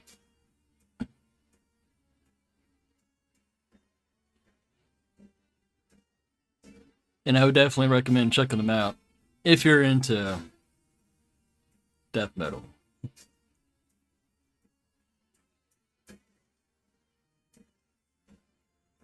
Oh, Suffocation, nice. I think I was watching a Roadrunner Records about 15 years ago had a all-star. Oh, Carcass is great. I'll get to Carcass in a minute. But it was Suffocation. The drummer from Suffocation is like, I don't know if it just runs into drummers or this is like how, like, some drummers could drum in one take and be like perfect all the time. And you got other drummers that had to go back and replay like 4 or 5 times to get the perfect take. I was watching this clip of the drummer from Suffocation recording like 3 songs from one of the earlier 2000 records. Because I think they were signed to Roadrunner Records for a while. And the drummer from Suffocation just in one swoop nails down like 4 songs. It's so nuts, man. Versus you get your average drummer who would go and record and be like, alright, no, I want to do it again, I want to do it again, I want to do it again. Versus you get some drummers just go in and just crush it. It's like, it's amazing to see great drummers like that. And Carcass, they were a band I used to listen to a lot when I was younger too. Michael Amott, and Bill Steer, who both played in those bands. Or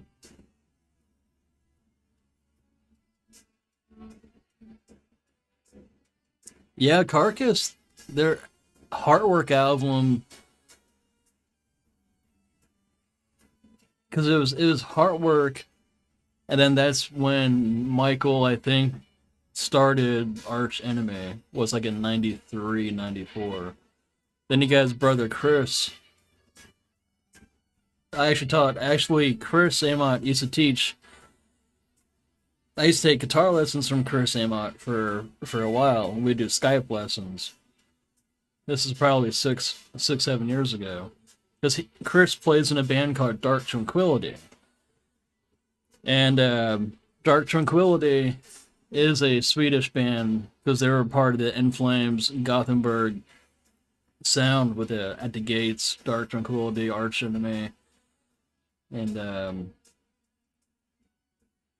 so Dark Tranquillity was from like 87. They started in 87. And then Chris plays guitar for them now. Because Chris was he was young for Arch Enemy. I think that was like one of his first bands. That's when I got into Arch Enemy. So I saw Arch Enemy live twice. The one with Angela Gasso and with Chris Amott at the Record Theater. And then 3 years ago on Halloween, I saw him again with Jeff Loomis and Elisa White Gloves. And it's super awesome because seeing the band within like a 8-year time period, both times were solid. I mean, that Arch Enemy is a great band live. Incredibly good band live. And there's another good one too. Armageddon is a really good band too. The one that Chris was in Armageddon. Because there's actually 2 Armageddon bands. There's like, I think like an English Armageddon band. And then you had the one with members from Arch Enemy and other hired musicians. And Chris's Armageddon band. And yes, they're 2 separate bands, unlike Queensryche. You have Queensryche 1 and Queensryche 2. And they both titled the albums the same thing. Well, not really, but I mean, they're both. Which is the real Queen? Which Queensryche is the real Queensryche? No one knows. I'm gonna, start a band. We're gonna be called Metallica 2.0. Why not? That's like Bloodcore, my old band, before we were He Betrays. Bloodcore. That's like, since me and the other guitarists are kind of the original members, that's like we becoming super popular and huge, and then I'm like, no, I own Bloodcore. And then my other guitarist is like, no, I own Bloodcore. And then he joins his Bloodcore, then I go start my own Bloodcore band. That's very similar to the Queensryche situation. Like, oh no, my Queensryche is better than yours.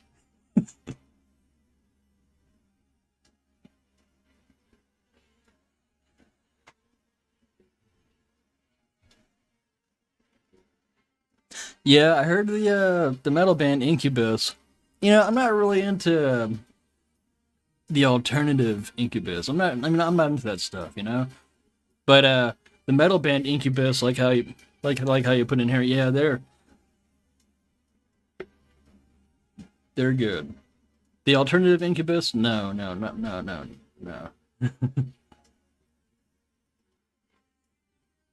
A lot of this stuff from the early 2000s, some of the stuff I got into. Like Limp Bizkit was cool, Linkin Park was cool. That's when Slipknot, they're kind of, pretty cool. Drowning Pool was okay. And then he started having all these other bands, like 4 or 5 years down the road, all started to sound the same. More and more music. Like Static X is pretty cool. Wayne Static is an incredible guitarist, and rest in peace, Wayne Static. Talk about a good guitar tone. Wayne Static had a Marshall MG 100 head, one of those original AV. And I think it was an AVT head or MG head. I think it was an AVT head, and he had like a Marshall vintage cab, or was it a lead cab? It wasn't it wasn't top notch, but he used his Explorer for all the Shadow Zone recordings. I'm not, I'll admit, Static X, they got some really good guitar tones, very good guitar tones.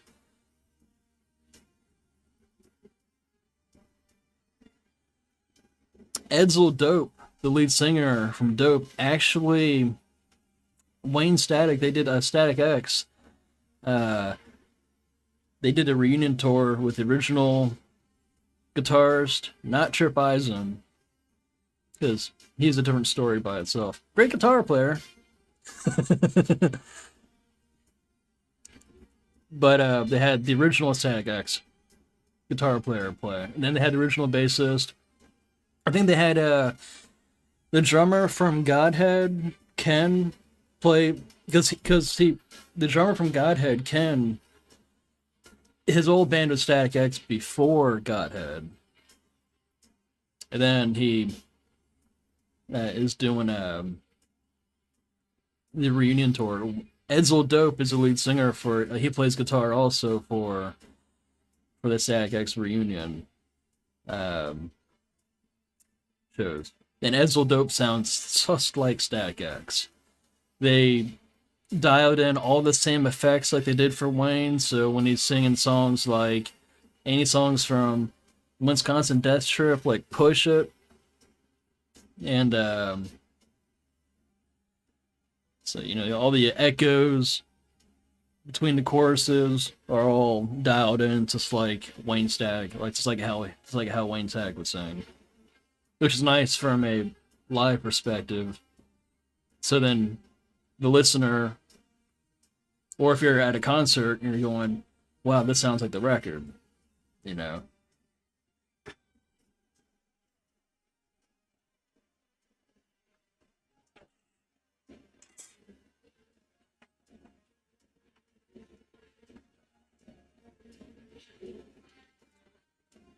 Nice. Brian and Gary are still out there.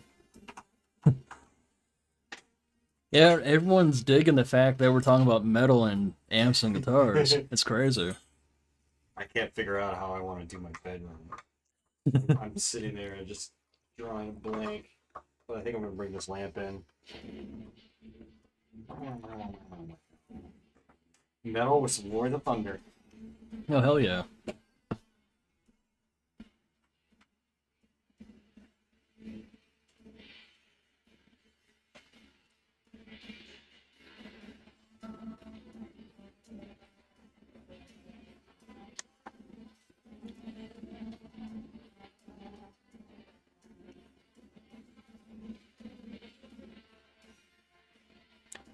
But see, back when I was 17 years old, though, most of the bands that I really got into were bands like Satyricon, Demi Borgir, Dark Throne, Dark Funeral, Amon Amarth, Children of Bodom, Arch Enemy, Carcass. Listened to a lot of Slayer. I've always loved Metallica and Megadeth. Who doesn't?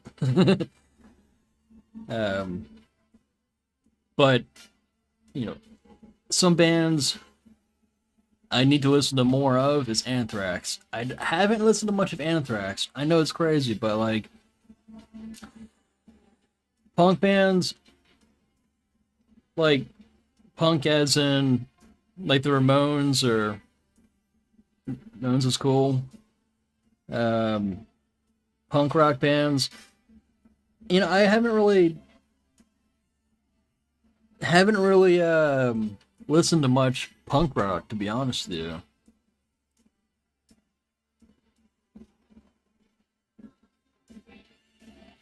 Oh yeah. Bad Religion, NoFX. Okay, yeah, I heard of these bands. Yeah, Bad Religion's pretty good. I knew a guy in high school, and he was a huge NoFX fan. Die hard. Oh man, I love Dimmu Borgir. Priortina is a great album. Death Cult Armageddon is a phenomenal album. The Serpentine Offering is a fantastic one. But you got like Burzum is is a really good black metal band. You got so many great black metal bands out there. You got Naglfar, great band. And then you got I wouldn't consider Cradle of Filth black metal, but they do a fantastic version of Hallowed Be Thy Name. I mean, great version. Like, they're like goth, melodic, dark metal. And then,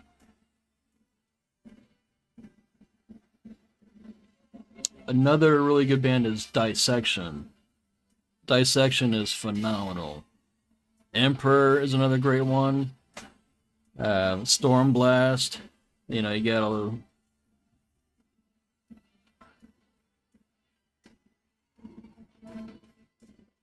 I used to play in a lot of black metal bands before I played in the bands I play now. See, when I was playing bass when I was 18, 19 years old, there was more demand for bass players in extreme metal bands as opposed to playing guitar for rock bands or let alone years later writing solo music. But I was always flipping between bands playing bass where I was playing with it. And it was mostly the same musicians, but they started like 3 different side projects, and I was in most of their side projects while playing bass. They need a bass player, so they'll call me, but... Because originally I wanted to play drums for a lot of bands, but couldn't because restrictions of a few things, but... While playing bass, I was getting my chops up on guitar. But it's kind of crazy because that was 16 years ago.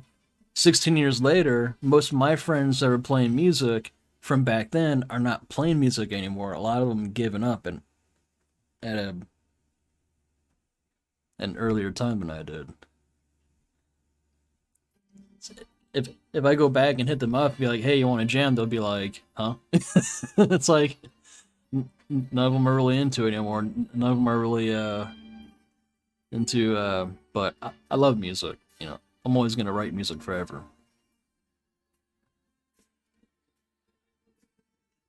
Because with my new solo album, I've been meeting and networking with a lot of new people that are kind of in the industry itself. So it's like I'm actually getting introduced to, you know, my music's getting recognized right now, so. The bug is in the ear, which is a good starting point.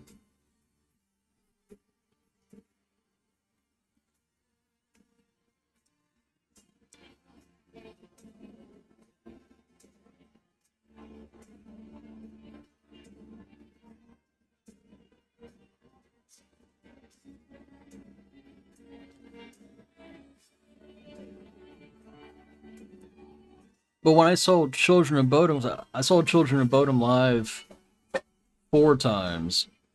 And all 4 times they had... it might have been 5 times I saw Children of Bodom. I gotta think this out. This is back when Children of Bodom used to be really popular. I don't know if they're really still popular anymore. I watched a couple YouTube videos of Alexei playing some stuff, but... I haven't really heard much of Bodom, but it's on the Hate Crew Death Toll or Death Roll tour.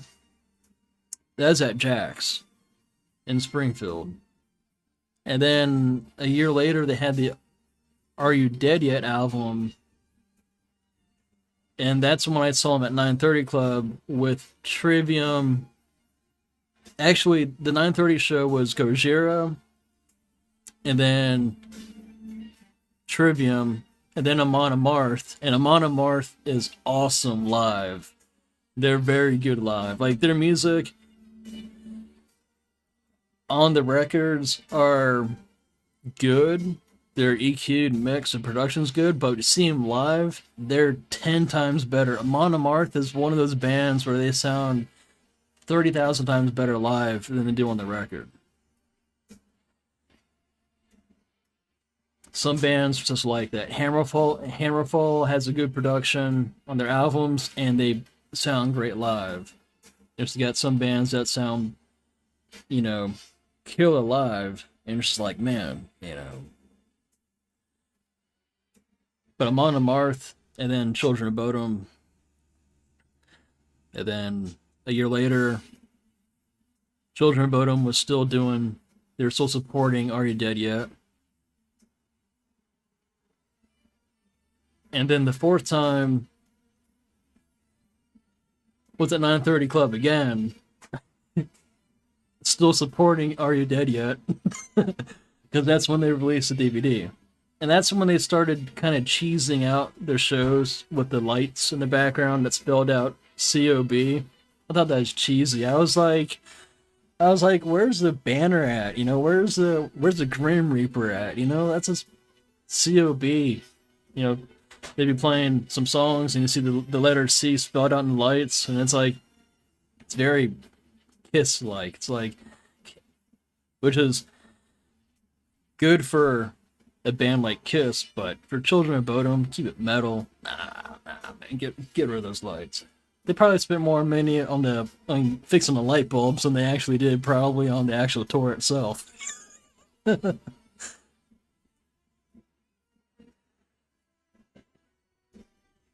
Hey, we're doing sound check. We're trying to test your lights. 20 lights needs to be replaced. God damn it.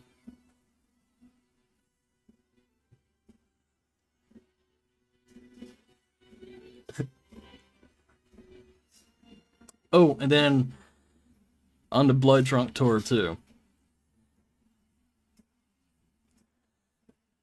Well, that's why I enjoyed going to the Arch Enemy shows, is because at death metal concerts, it's a little more grittier, but at the same time, the stages are more organized and they're cleaner. They're not like you see like the wall scrims on the sides of the stages, see the amplifiers. The drummer's always got a nice custom drum kit with glow-in-the-dark kick drums, the band logos. Double bass kit, 18-piece drum kit. Looks metal, looks rad. Just let the equipment show for the band. I want to see Marshall amplifiers. I want to see, show off the 3 kick drums. I love seeing production like that. I could care less about the. In my honest opinion, I could really if I was to do a tour of my own performing in front of people, I'd want to have a backline of some kind of amp, whether it's EVH amps, like two full stacks one side of the stage, 2 full stacks the opposite side of the stage. That's cool. Then have a couple of bass stacks on the left and right side of the drum kit. Have a nice, beautiful big drum kit. Oh man. Have the drummer do a drum solo halfway through the set. And have a good light show. Light shows are cool. And that's all you need for a good show. And have good samples, a good structure, good organization.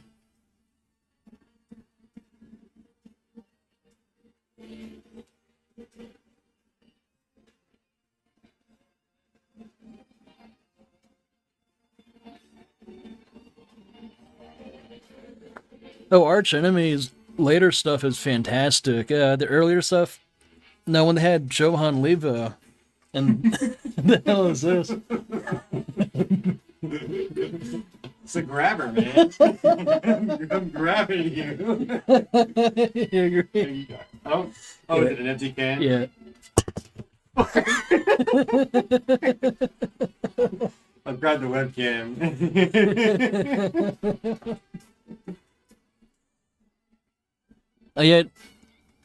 Johann Levo, which is the original Arch Enemy singer, they had Black Earth and Stigmata, and those sounded more like Carcass albums than Arch Enemy albums.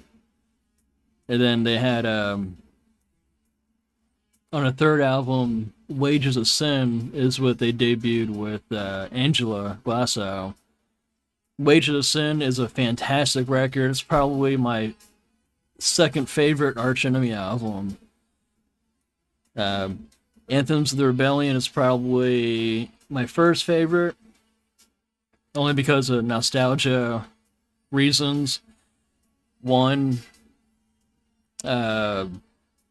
seeing their music videos, how they were first featured in the U.S. and how that's when the whole Swedish movement came in the States. It was around that time period. It was super awesome because they had a lot of bands that were coming out. So you had all these alternative bands coming out, then you had all these power metal bands coming out, then you had all these Swedish metal bands. It was like, they're so much more unique. All their music sounded good. You know, they felt more like themselves. You know, they weren't fake. You know, they seemed like real genuine people they could sit down and have a nice Coca-Cola with and be like, talk metal and awesome stuff. You know. And then they had Rise the Tyrant, which is a really good, that's probably, as technical goes, probably the most complex album. No. Doomsday Machine. I forgot that. Doomsday Machine. Anthems of the Rebellion, and then Doomsday Machine. Because I remember Arch Enemy was playing at Jack's. I was going to go to that concert, but what ended up happening was, I guess, the band I was playing in had a show that same day. Just right down the street. Like I think it was like some club in DC. And so like I was like, man, I should just not show up to the show and to go see Arch Enemy. But no, it's like you know, being a band, be respectful, you know, go play the show. That's probably why no one came, because everyone went to the Arch Enemy concert. And then came Rise of the Tyrant. Angela. Then Chaos Legions. And then that's when. Was it Chaos Legions or. They had the Root of All Evil before Chaos Legions. Because they took a break for about 3 or 4 years. I think about 3 years. That's when I saw them the first time at Record Theater. Because that was Chris Amott's last Chaos Legion and with Angela and Chris for the last record. And then War Eternal is with Elisa. Good album. And then they had Nick Cordell, who used to play in Arsis, because my band Bloodcore opened up for Arsis. And James Malone is actually Nick Cordell and James Malone were actually Virginia Tech graduates here in Virginia. And Arsis, because Arsis was a supporting act for Arch Enemy. They had Mutiny Within, and then they had Arsis, and then they had Exodus, and then Arch Enemy for the Root of All Evil tour. And seeing Exodus live was freaking nuts. When they played the Toxic Waltz, the whole place is lit on fire. It was nuts. Like, people jump off the balcony. Actually, well, I mean, there's no balcony, but I mean, it makes a cool story, you know? People were stage diving, but it's not the 80s anymore, right? So bands don't do that, but or people don't do that anymore, but the lead singer in Exodus had the whole crowd. He had half the crowd go to the far left side of the wall, and he had the crowd go to the far right side of the wall.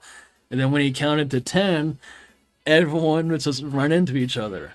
And I was kind of a wuss. What I did, as everyone split to the left, everyone split to the right, I was standing in the middle. I was looking around. I didn't know what the hell was going on.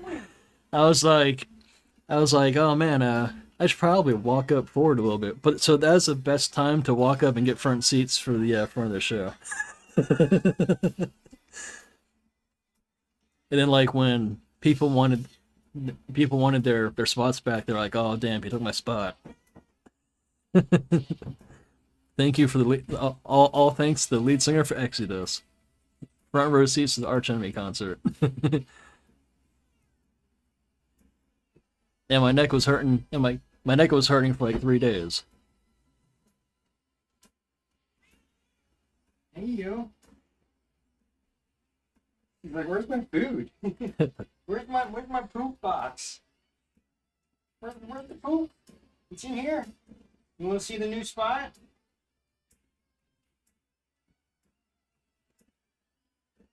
Then 3 years ago on the Will to Power tour, it was I forgot the opening, the two openers.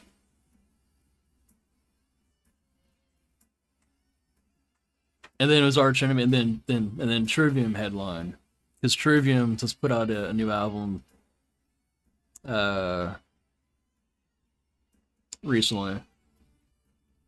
Doing pretty good, Vampire. How about you? We're just talking metal and amps and guitars. Austin's doing some rearranging, switching out rooms. He's making his old bedroom into a gaming room and making the old gaming room into his main bedroom. So I was helping him move out some stuff and rearranging some stuff, and so I was like, all right, well, I'm gonna hop in a chair and let's talk.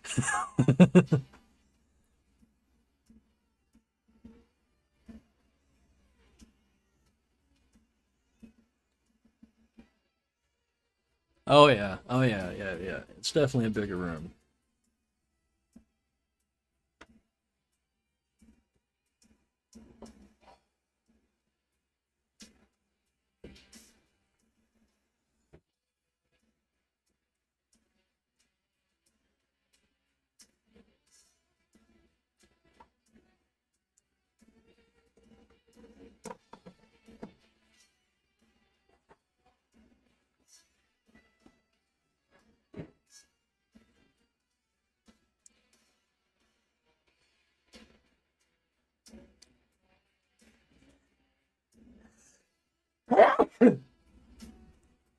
Ah. There we go.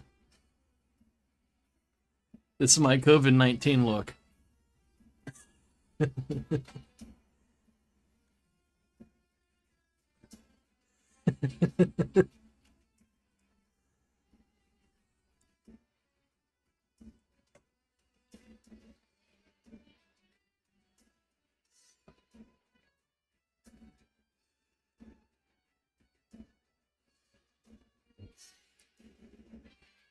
Yeah, it definitely looks nice. It's gonna be looking pretty sweet when he's all done and arranged for everything.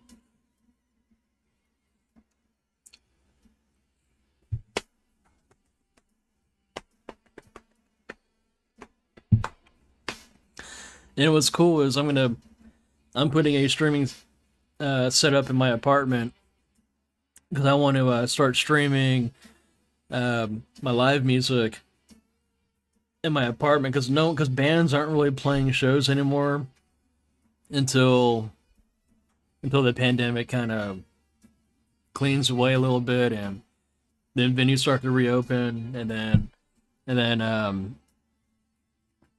then bands are allowed to come back out and play shows again. But so what I'm doing is that I'm putting together a live streaming setup so then I could start streaming my live music on Twitch, and so it's gonna be awesome. And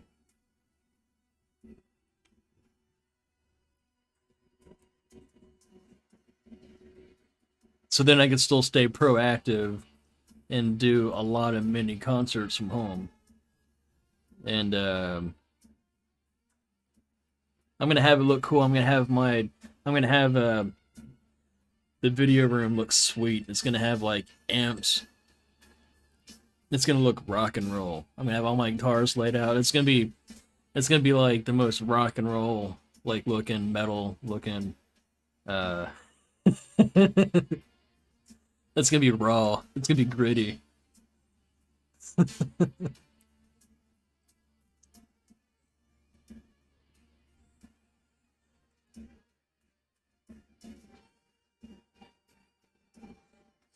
It's so hard to go to shows because there's so much congestion. Like, my band, we played a show 2 weeks ago in Fredericksburg. It was a cool show. People came out. It was nice, but the thing was, they have all these bands all sound the same. None of them sound different. I told my guitar player, I told my guitarist, I was like, look, next time we play a show, I'm playing my solo album halfway in between the night because there's so much crap. Not crap. There's some music that's. You get 5 death metal bands. They all have the same style. They're all in E flat tuning. None of them really stand out from each other. Not a whole lot of them do guitar solos, and there's no. It's just.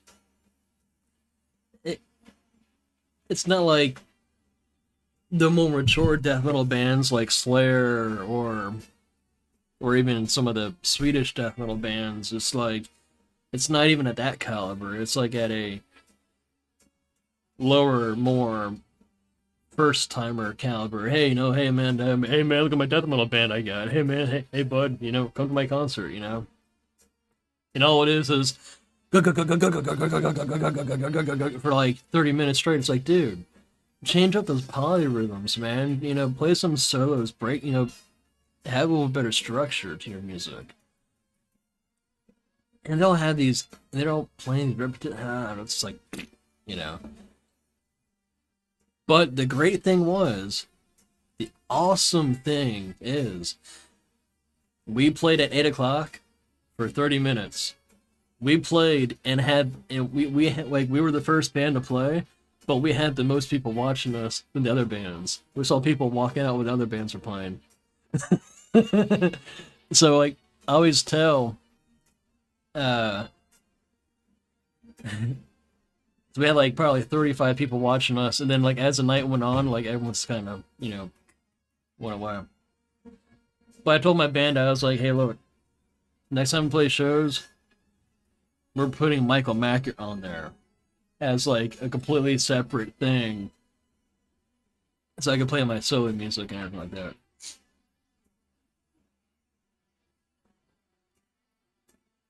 And then I could, then I could look the most metal one of them all, out of all the metal bands combined. That's something else. It's hard to go to shows and you're seeing people looking like they just got off of work. Hey man, I'm gonna go play this show. I just got off work. Okay, well you don't look the part. Okay, fine. Yeah, the reason you have these international bands, the reason they're out there making a living and touring is because, one, they're cool guys. 2, they're just cool people. 3, they look pretty cool too. They look like a band. 4, still pretty cool people. I mean, it's not much to it. There's no magic to it.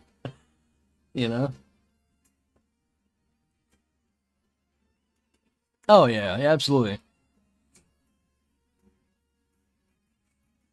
Yeah,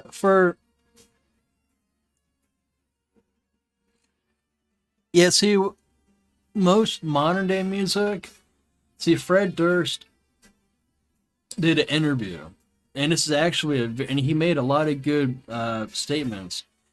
He was saying the difference between an independent and major band is you have a lot of most major label bands that want bands to record music according to a structure, a set standard.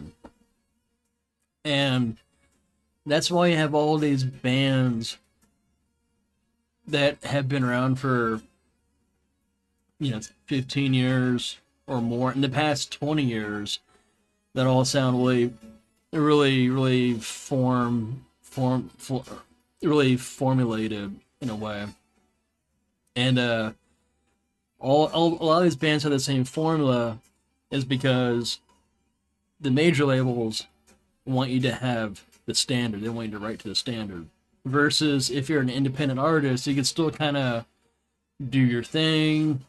And that's probably why I enjoy Arch Enemy and Carcass and a lot of these bands like At the Gates, is because with their music, it's kind of set to a structure, but it's mostly about the flow. And they do throw surprises in there too, instead of the same, 8 bars this, 16 bars this, and da-da-da-da-da. You can still make a great living. You can still make a great living doing abstract stuff. Look at Dream Theater. It all comes down to you as a creator and how much work you want to put into it. I have a set form. I kind of have a set formula for my solo music for a reason, because I kind of want to get recognized. Once you get recognized as an artist, then the artist can go experiment and be like, you know what, I want to add a little more progressive elements. I want to do this. Because my new record that I'm going to write is going to be more progressive sounding than this new one. So it's going to be slightly into a different pool. But you want to throw some bait out there and be like, hey, look, show the people that you're legit first.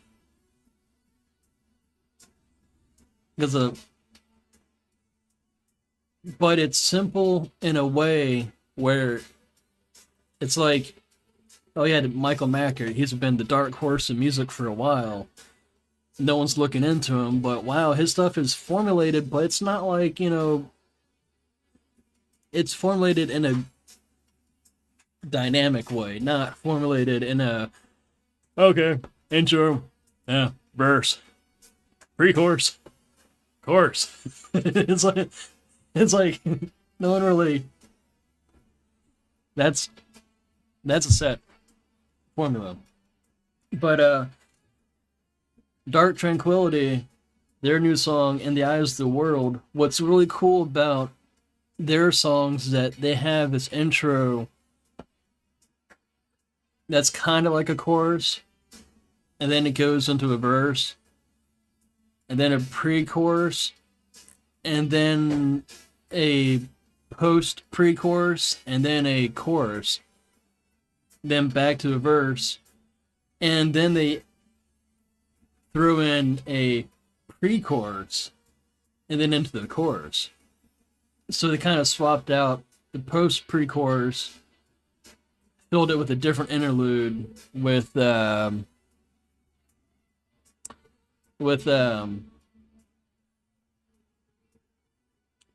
pre-chorus.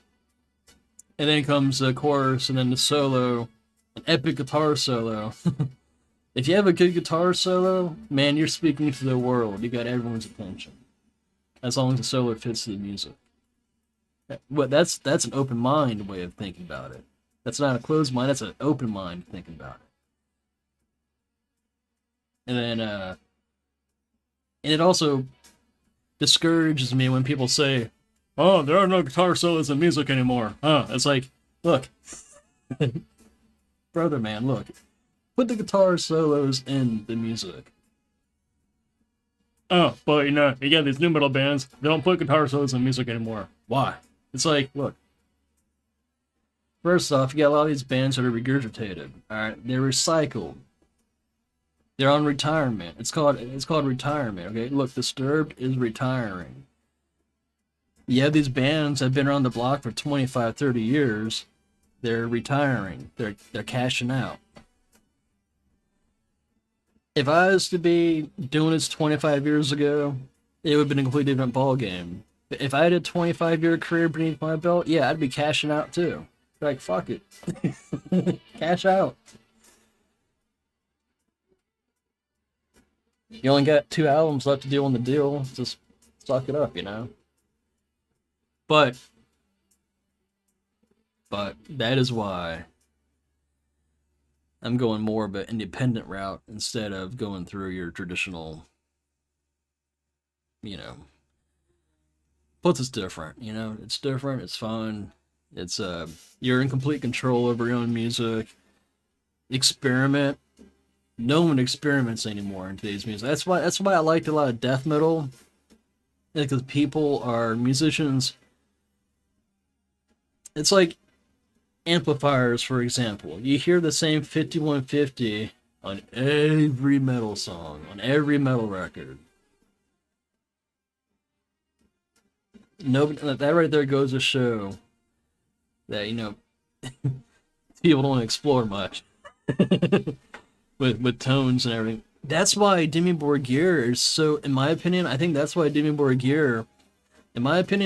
Borgir has some of the best guitar production ever, because their guitarist Gallagher,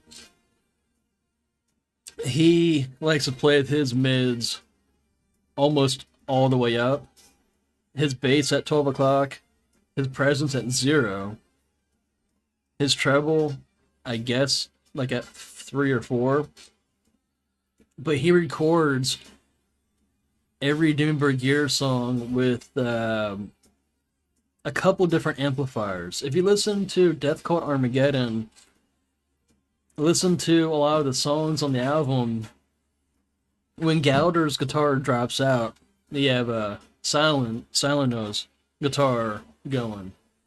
And what's so sweet about that, because Silent Nose has a different guitar tone than Gallagher, because Silent Nose plays with more mids.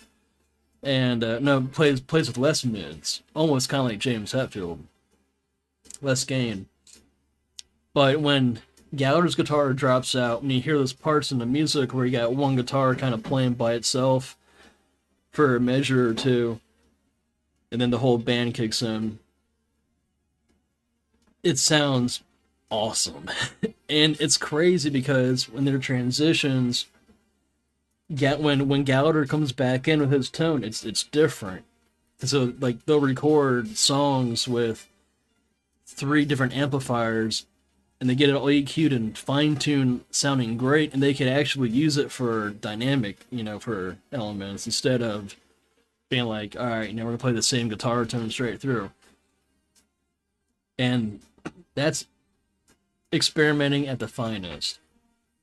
Not a lot of bands do that anymore. You got a lot of bands that are like, okay, we use the same guitar. We use the same amplifier settings. My band Bloodcore, for example, we recorded Evolution. We were recording a song. My tubes were dying. We were recording. It took us 2 sessions for me to record this one song. And throughout the whole song, you could tell that my tubes were dying out completely. But it had such a unique tone to it. It still had the weight. It's just different. That became one of the that song became one of the more popular Bloodcore songs. Everyone was talking trash about it in the band. People are like, man, your guitar tone sounds bad. Ended up being one of our best songs by the people. So it's like, my band played a show in Fredericksburg. My guitar strap snapped off my guitar. It just literally snapped off. And it was halfway through the song, and my strap lock popped off. And then I was like playing guitar. I was like, well, I was holding the guitar, pivoting my leg up, holding the guitar down. So I was sitting on the drum riser. And I was like headbanging on the drum riser, and the show must go on. It's even cooler because, you had one guy from the audience actually jumped on while I was playing. He was kind of hovering me a little bit, but he was fixing my guitar for me while I was playing. Yeah, I wasn't playing guitar well for those probably 25 seconds, but playing a little bit of jazz music every now and then is not gonna hurt. Because that right there shows good showsmanship. At the end of the night, the end of the song, people were like, "Yeah, that was so cool, man. Your guitar, it's small dumb things like that. Shit happens. Tubes blow up. Guitar straps fall off. It's all metal. It's all rock and roll, and we had a great turnout. Hey, people enjoyed it. It's just how you carry yourself. If you carry yourself good, you're gonna it's gonna have a good turnout."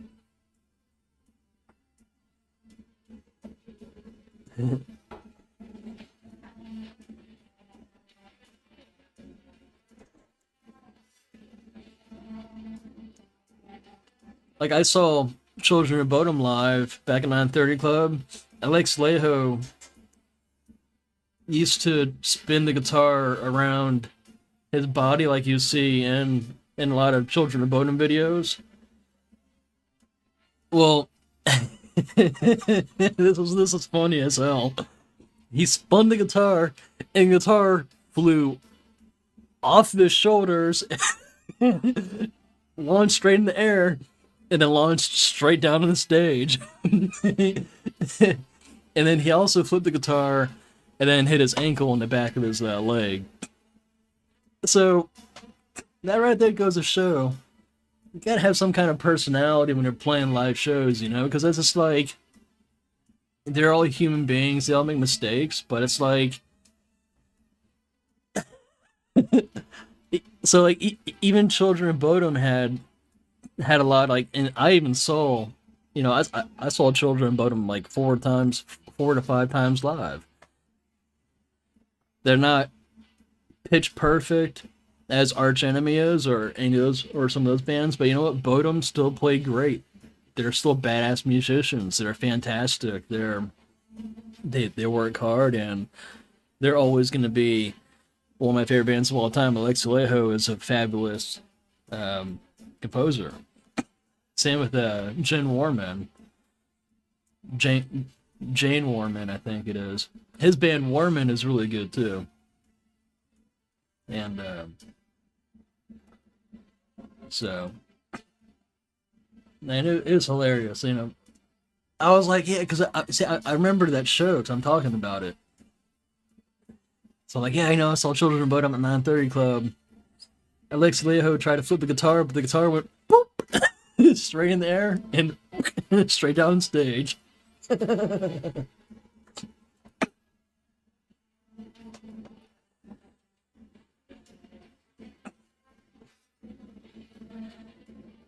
But it's like this.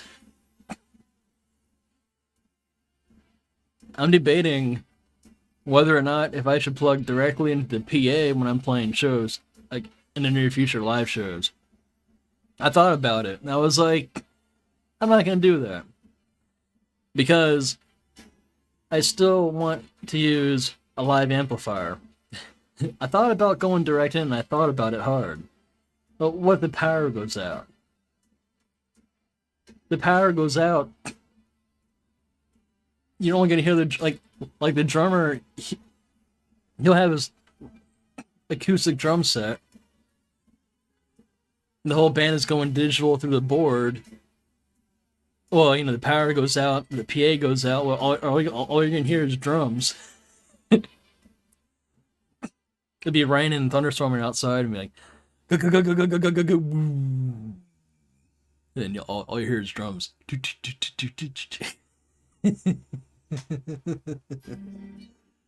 Oh man.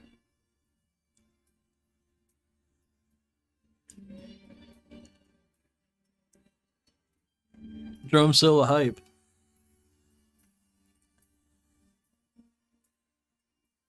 And then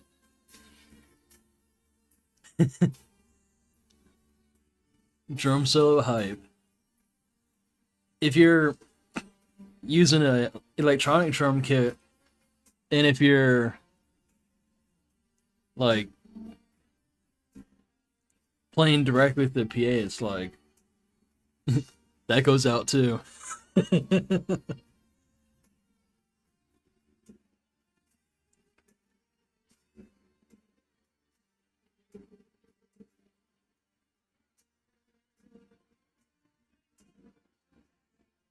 I think I scared away all of his viewers. Like, it's either real late at night.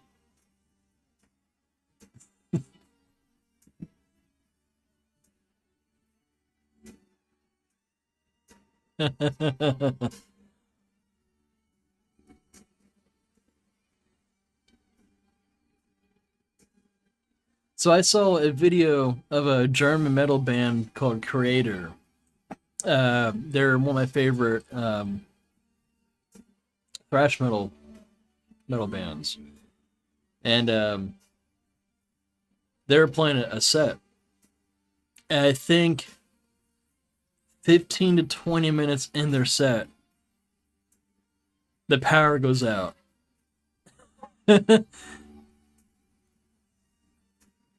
And these guys are running all their equipment directly in front of the PA.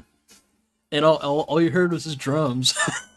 And then power went back on. Oh man, the whole band was lit. I think the lead singer and guitar player they just walked off stage. That's not good showsman. That's not good showsmanship. But like, if something like that would have happened to me, I would have played it off differently. I probably would have been like, so did anybody know where the sound man went? That probably. Oh, that would have been even more funny. This would have they would have rolled with it as if like nothing ever happened. They didn't see nothing.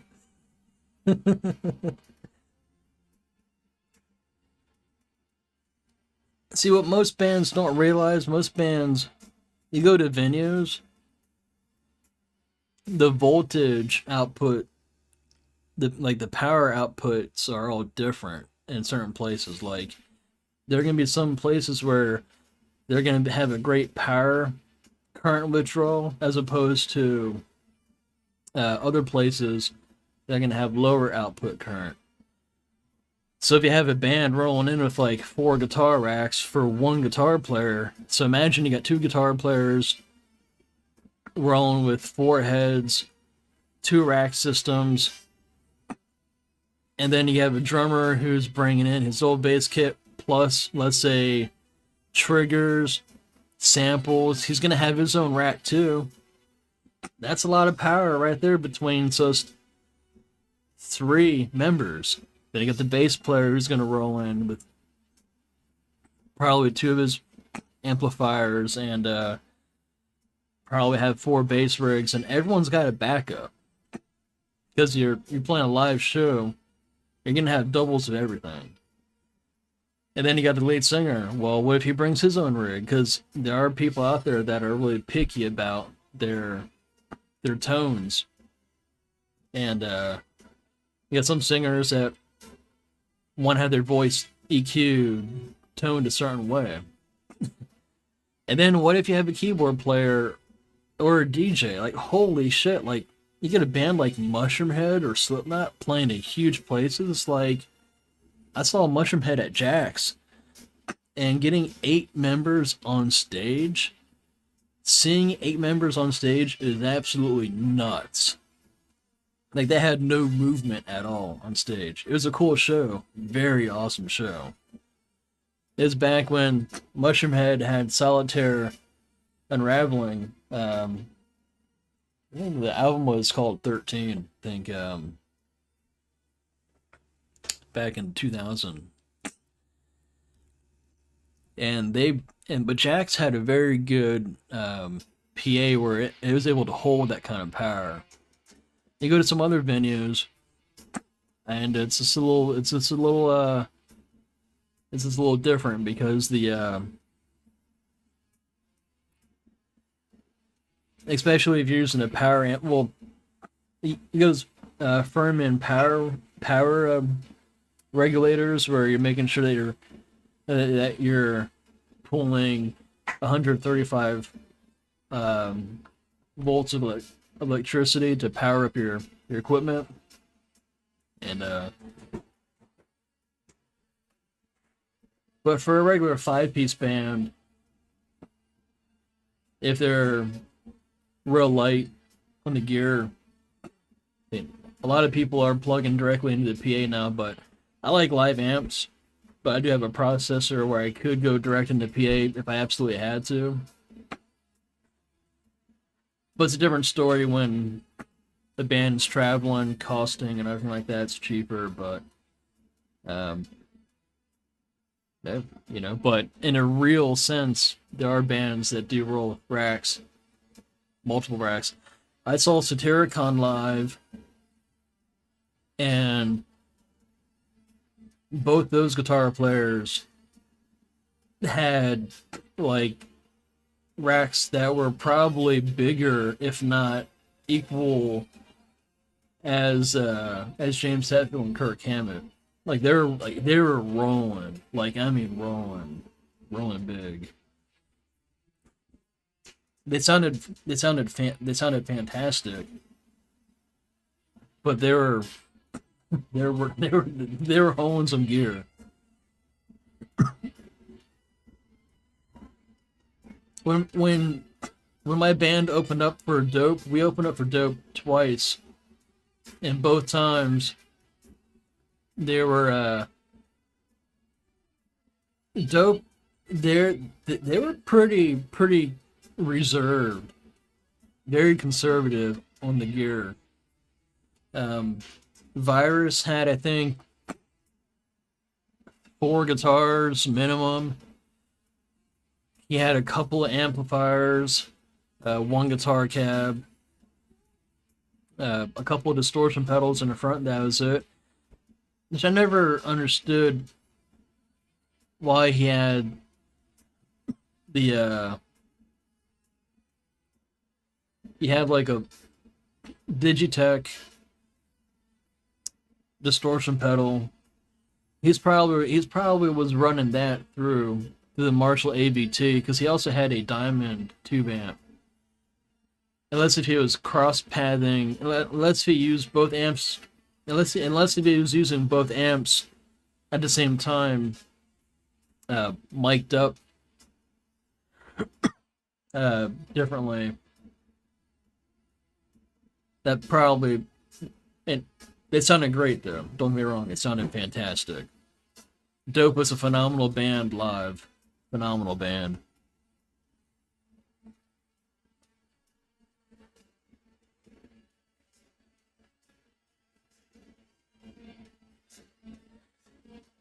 Mushroom Head's newer music, I think, is really good. The Heresy is a very good song. Their production is really good. You can tell that they're really passionate with their style and look. I mean, Mushroom Head has really gotten so well into their special effects for all their music videos and for their costumes, their makeup, just their masks that they wear. I mean, they've been socially distancing for years before even this stuff even came out. It's same with Slipknot. They're all probably more protected than anybody else was for a while. they were ahead of its time. Slipknot, they're like, Hey, you guys are wearing a mask? We've been wearing masks for 20 years. And we had to play a 2-hour live show.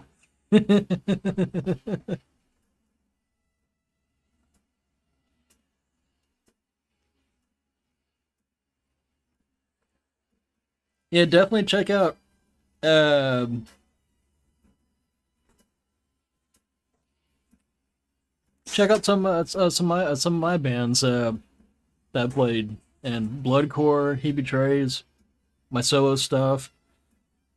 Dope is great. Mushroom Head's great. Um, At the Gates is a very good one.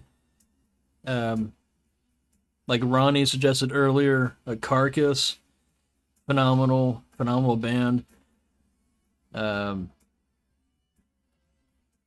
if you're into, yeah, Slipknot. Well, yeah, a while back. 2002, the Joey Jordison era. That was when the Iowa. Iowa was 2000 and yeah, 2002. I was actually listening to that album a couple weeks ago. To go back and listen to. Let's compare their earlier stuff with their later stuff. Iowa had a very good mix. That sound sonically, Iowa sounded great, very, very well. I think their new stuff is too compressed. Yeah, it's just too compressed sounding. Slipknot's first two records were really loose.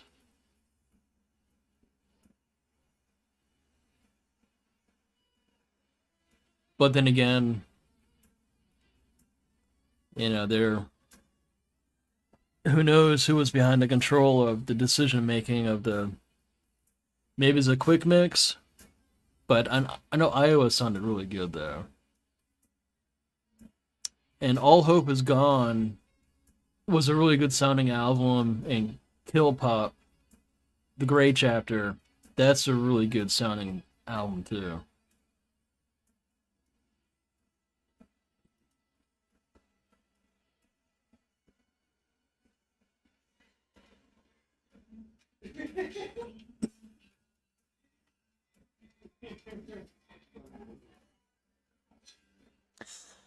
Oh, nice. Uh,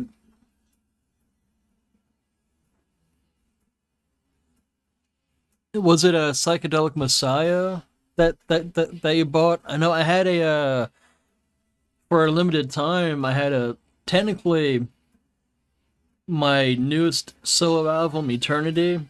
That's for a interesting fact. That's actually technically my third album. I had an album before that called Finale for like limited time only. I took that down because it's just didn't really do anything for me. It's like, but Psychedelic Messiah came out in 2016, and then Finale I had up for a while. I took that down because and then I knew I could write better songs. So then I spent time with Eternity, and then what I want to do though. Actually, one of the songs on Eternity, the song Deep Inside, was actually a song from Finale. That's just remixed, touched up, made it sound a lot better using my current methods of production and mixing. Applied it to that. So what I'm going to do is take a lot of the unreleased songs that were up that I took down, that I'm going to remix with my current methods of ways of production on how I operate things now better than I did before, so I can make things sound a lot nicer and fuller, and then maybe throw some old stuff. I'm gonna buy a Boss HM2 metals, no, a Boss HM2 pedal, and run it through my clean on my Marshall. Then I want to write a super raw death metal style song that's like just gritty, and it's gonna be like the most grittiest, nastiest song ever. I feel that every metal every metal band should have at least have a couple of songs that are just really nasty and gritty sounding.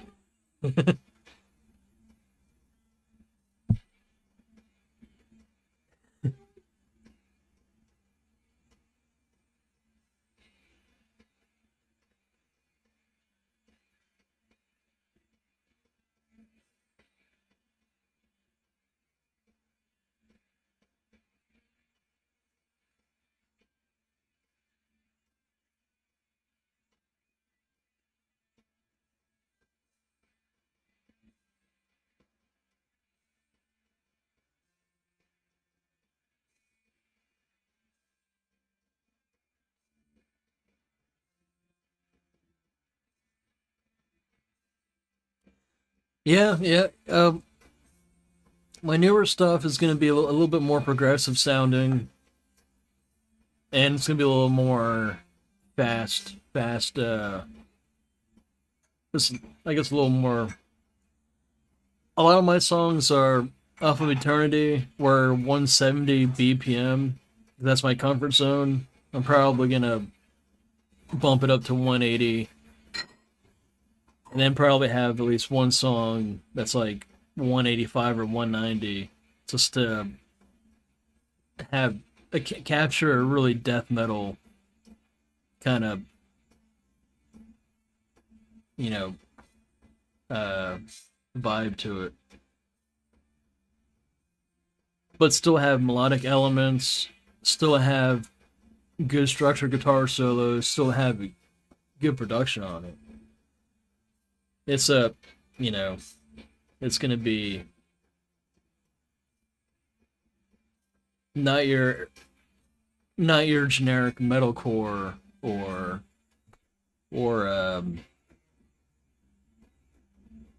yeah, it's just not gonna be your metalcore, your average metalcore band, you know.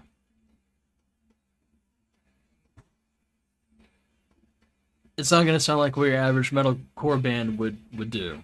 I should put it that way. You know, it's gonna have a. The thing is, when you're writing music, all that speed and that technical, some of the hardest things is to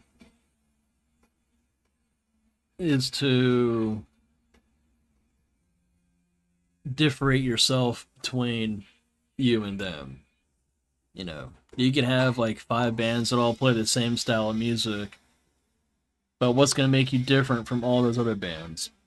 You know, so it's kind of like that kind of situation. You know, if I'm going to write a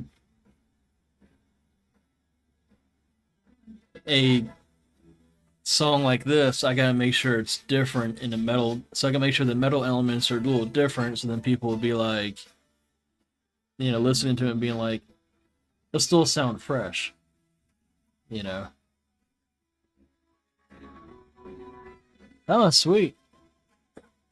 Even better, because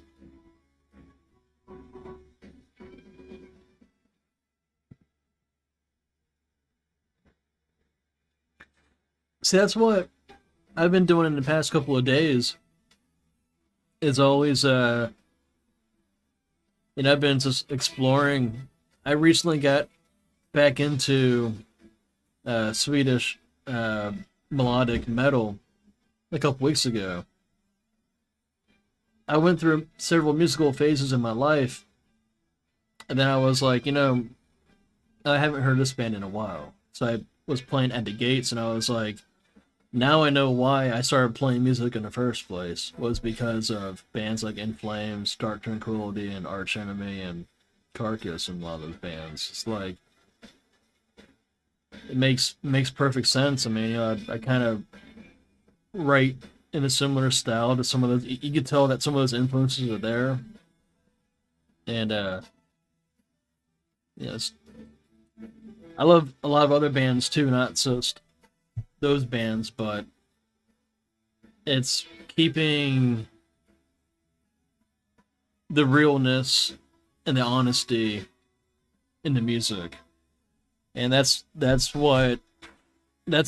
of the things that I try to do when I write my own music is trying to keep the honesty in there. So when people hear it, at least the audience or fans won't feel like they're getting cheated out.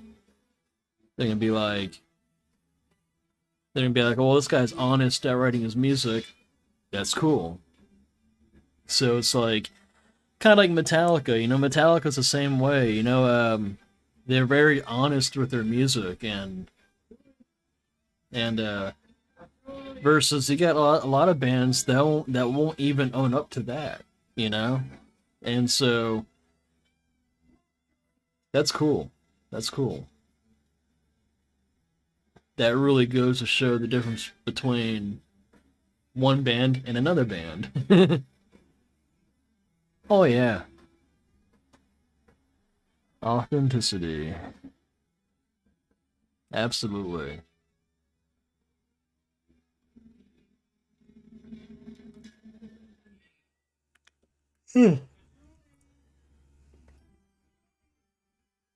Oh, nice. Guilty Gear.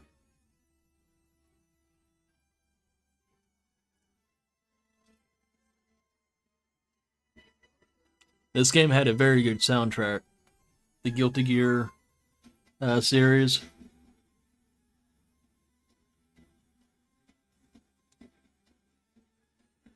When I used to live here in the apartment with Austin, I was listening to a lot of Guilty Gear. And when I was in the psychedelic Messiah phase, it was a lot of influence from gaming music and even like Guilty Gear or X Japan, a lot of Japanese metal. And it's crazy because even a lot of my newer music, like I've been going more in a like my grooves. I wrote a new song that's not really like your average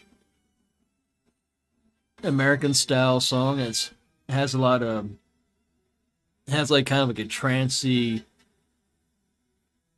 dance like feel, kind of like you would in I guess electronic music, and it has like you could tell like there's a lot of Japanese influence in that. Japanese musicians are phenomenal musicians, and they're different, and it's cool.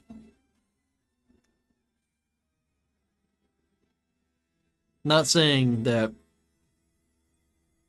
Western music isn't. Western music is good, but there's just so much of it where it's really hard to be able to enjoy something that's fresh, you know. So, Oh, dude, nice. I made some chicken nuggets and put it in a salad. Oh, nice. Like, how can I get semi-healthy with chicken nuggets?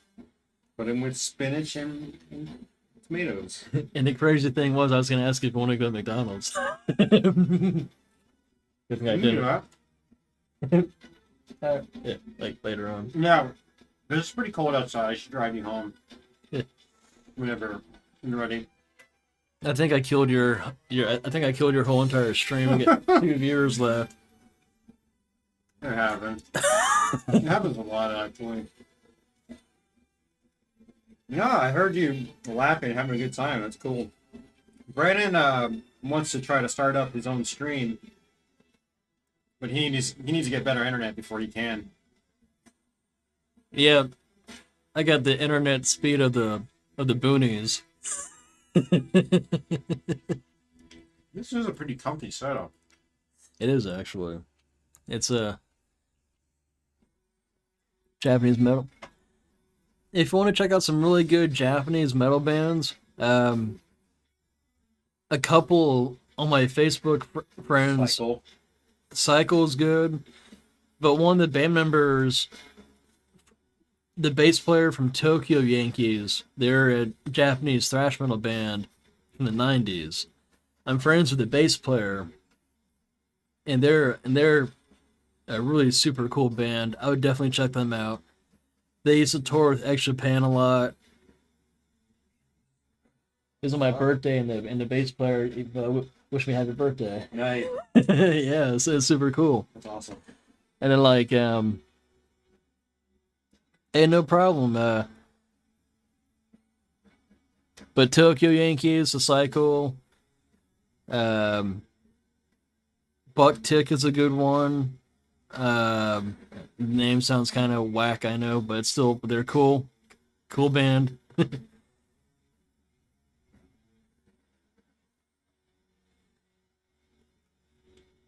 Zilch is a pretty good one too. If you're like more electronic, metal, industrial style. There's still a lot of good, like even a lot of the industrial stuff that X Japan split and did. Like, you had some band members that would kind of do industrial. Some members would pursue rock. Some members would still do speed metal, but in the rock, industrial, and the speed metal elements, they all still have like very colorful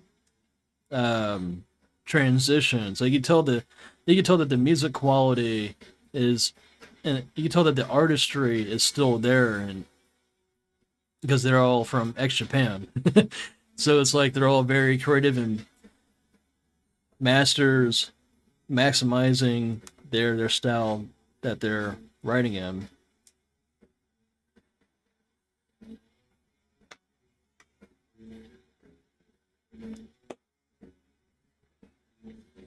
Concerto Moon is a very good. Man, there's so many great Japanese bands out there, and what's great is that a lot of those Japanese bands sound a lot different than one another, and it's actually making me really excited talking about it, because it's like I enjoy talking about each band separately because they're all different. Versus I could name 15 bands here in the States that are like, I don't want to talk about them because they sound like these other 14 bands. Versus, bands that are pioneers, and it's like, oh, yeah, they're worth talking about.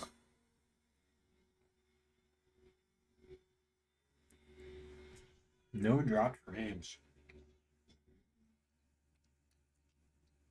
This is a really damn good mix. Holy shit. Oh, yeah. Purdue chicken nuggets with spinach, cheese, and tomatoes. Like, what? Mm-hmm. Fuck.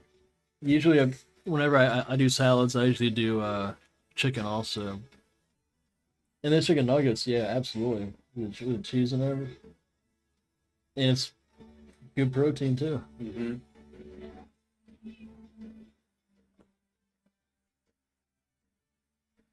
Some of the industrial stuff is... I used to be in an industrial phase when I was like 17 or 18 years old. It's hard to find good industrial music. Good industrial music that's not Nine Inch Nails. Yeah, it's like A lot of it also veers more towards like the gothic industrial side too, and it's kind of hard to find just like straight edgy riffs without that weird goth dance tone. Yeah. You had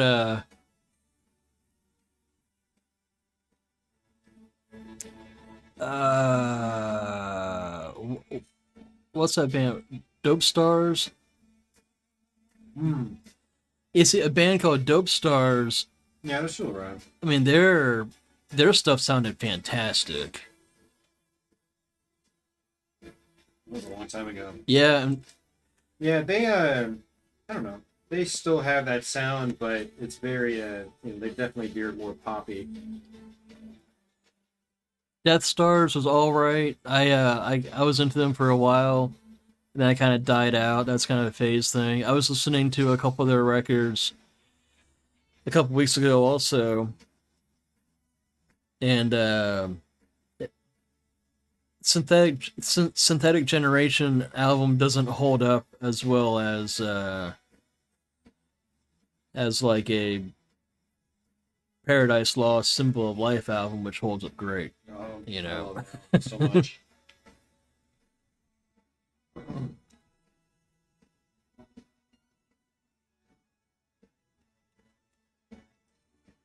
But Death Star's later stuff sounded really good.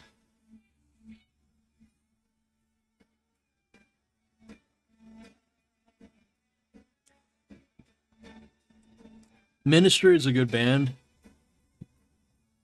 They're pretty cool. They've been around the block a while.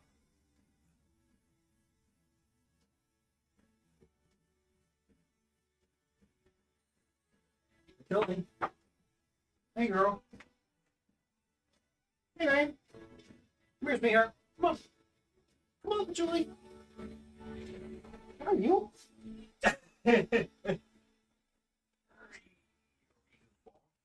You're okay. Come here. But some really cool bands like Cataclysm is really good. And then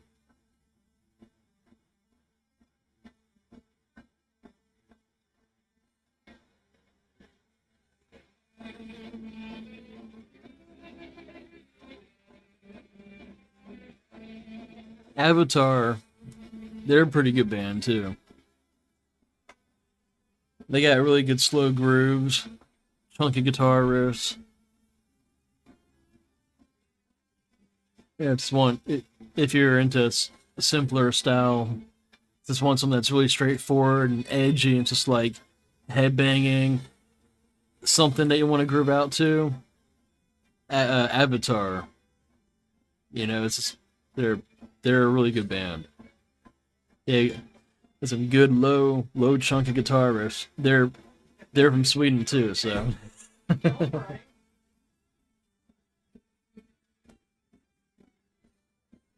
She doesn't know what to do with the new setup. I had to show her where her litter box was. No, is she going in She was here? in there sniffing around, like, huh? Something's missing here. Yeah. Something's not right. Was she able to find her new one? Yeah, yeah. No. I just hope she uses it. You're gonna wake up the next morning and see.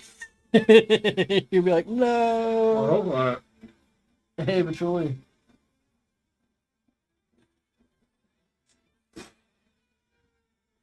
Hey, vampire.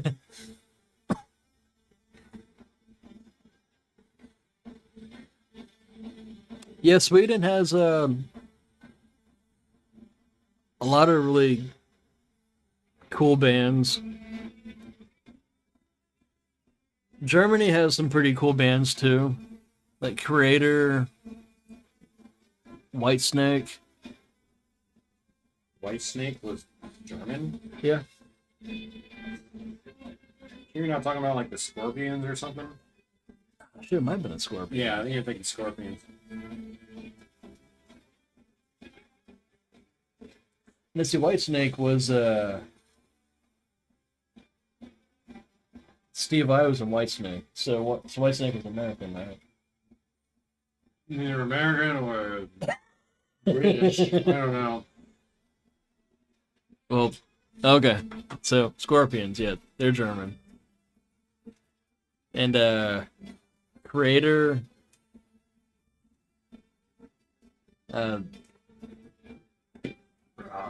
Stein. yeah, you got Rammstein. What are some other popular ones that people know about? Probably. There's some other. I think Venom is German also, German death metal. They're really popular. Oh, that's a. I think that guy's German. That's a Accept. Accept is the name of the band. I don't know. Yeah. But I think you're right. Yeah. Balls to the wall.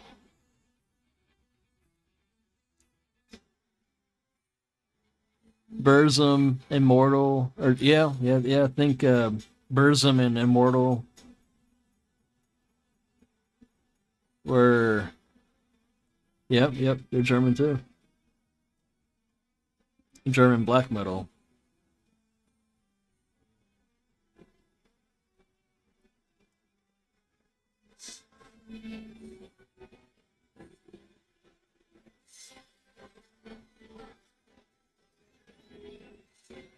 Yeah, it's a lot more space in here.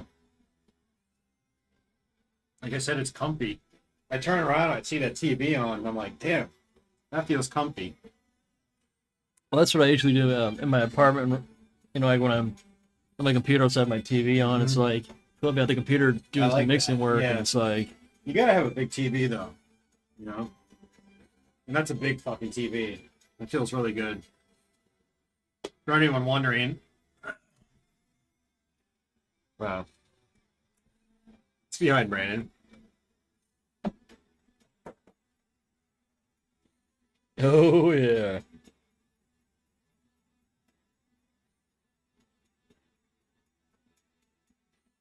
It's coming along well, Vampire. I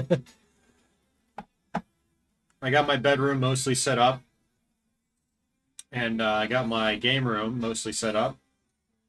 Would not have been able to do it nearly as fast without Brandon's help. I still have some organizing to do, but the big things are over with. I mean, we're running the stream and everything. I tested the capture card. You can see the blue screen down there, so that's the FrameMeister. It's working. Just need to plug in my regular mic, make sure that works. But yeah, everything seems good.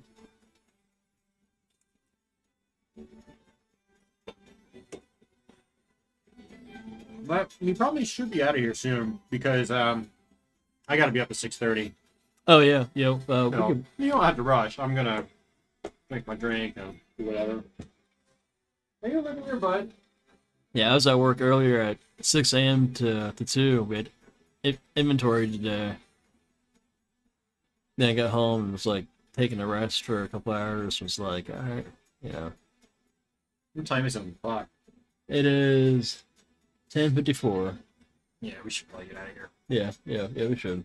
I need your help. I was for a split second I thought about tossing out my 25-inch Trinitron because I have 3 Trinitrons, one behind us, and then I have a 22 or 23-inch. The 25-inch, I just couldn't figure out a place to put it. It's so big. Mm-hmm. But I took out the LCD screen that the late Scott had brought over many months ago. And I was using that for a while as my main TV until Dad gave me his. But I busted it out and put it in the bedroom and it works fine. So I now have closet space free so I can put the Trinitron in there and hold on to it for a while longer. Mm-hmm. So I was like, I don't have nowhere to put it. I was worried I was going to have to toss it out. I've had it for like 18 years now. Oh wow. And it's got a big crack in like the right side of it though. Mm-hmm.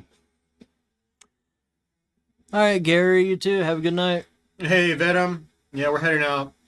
I'm gonna go take him home, and we're gonna hit up McDonald's. I'm gonna have a late night dinner. I might grab a sandwich too, because this is it's just a salad. It's not gonna fill me up completely. Then I'm gonna tune to Baco Box Twitch and see if he's doing a Resident Evil stream. That guy's insane with his Resident Evil speedruns. Holy crap! Like he did, I think, four Resident Evil speedruns in like 2 hours or 3 hours. Nice. He does all these super crazy mods, like these Resident Evil 2 mods where you have like 30 Mr. X's like all in one room just charging at you. Like those big Nemesis looking dudes. So if you take the mouse and bring it over here, and then scroll down, if you click on the thanks for watching one. All right. Well, thank you guys for hanging out. I'm going to try to stream here again shortly. I'm going to spend tomorrow between doing work stuff, getting further organized, Mhm. Hasta la vista, Ronnie. Yeah, thanks a lot for your help, Brandon, and thanks for No keeping the problem. stream alive. Anytime. I heard you chatting the whole time while I was doing stuff. That's awesome. Oh, Gives you yeah. a taste of what streaming's like for when you start to do it yourself. Oh, yeah, man, it's cool. It's gonna be a... All right, take it easy, guys. We'll talk to you later. Cool. Have a good night, everyone. I'm just gonna be happy that I'll be able to play live music in front of a streaming audience of some kind, you know?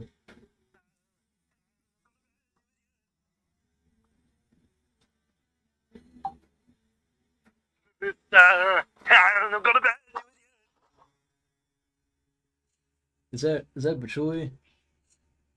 No. Yeah. What? Holy shit. All right. You can hit the stop stream button. This one right here? Yep.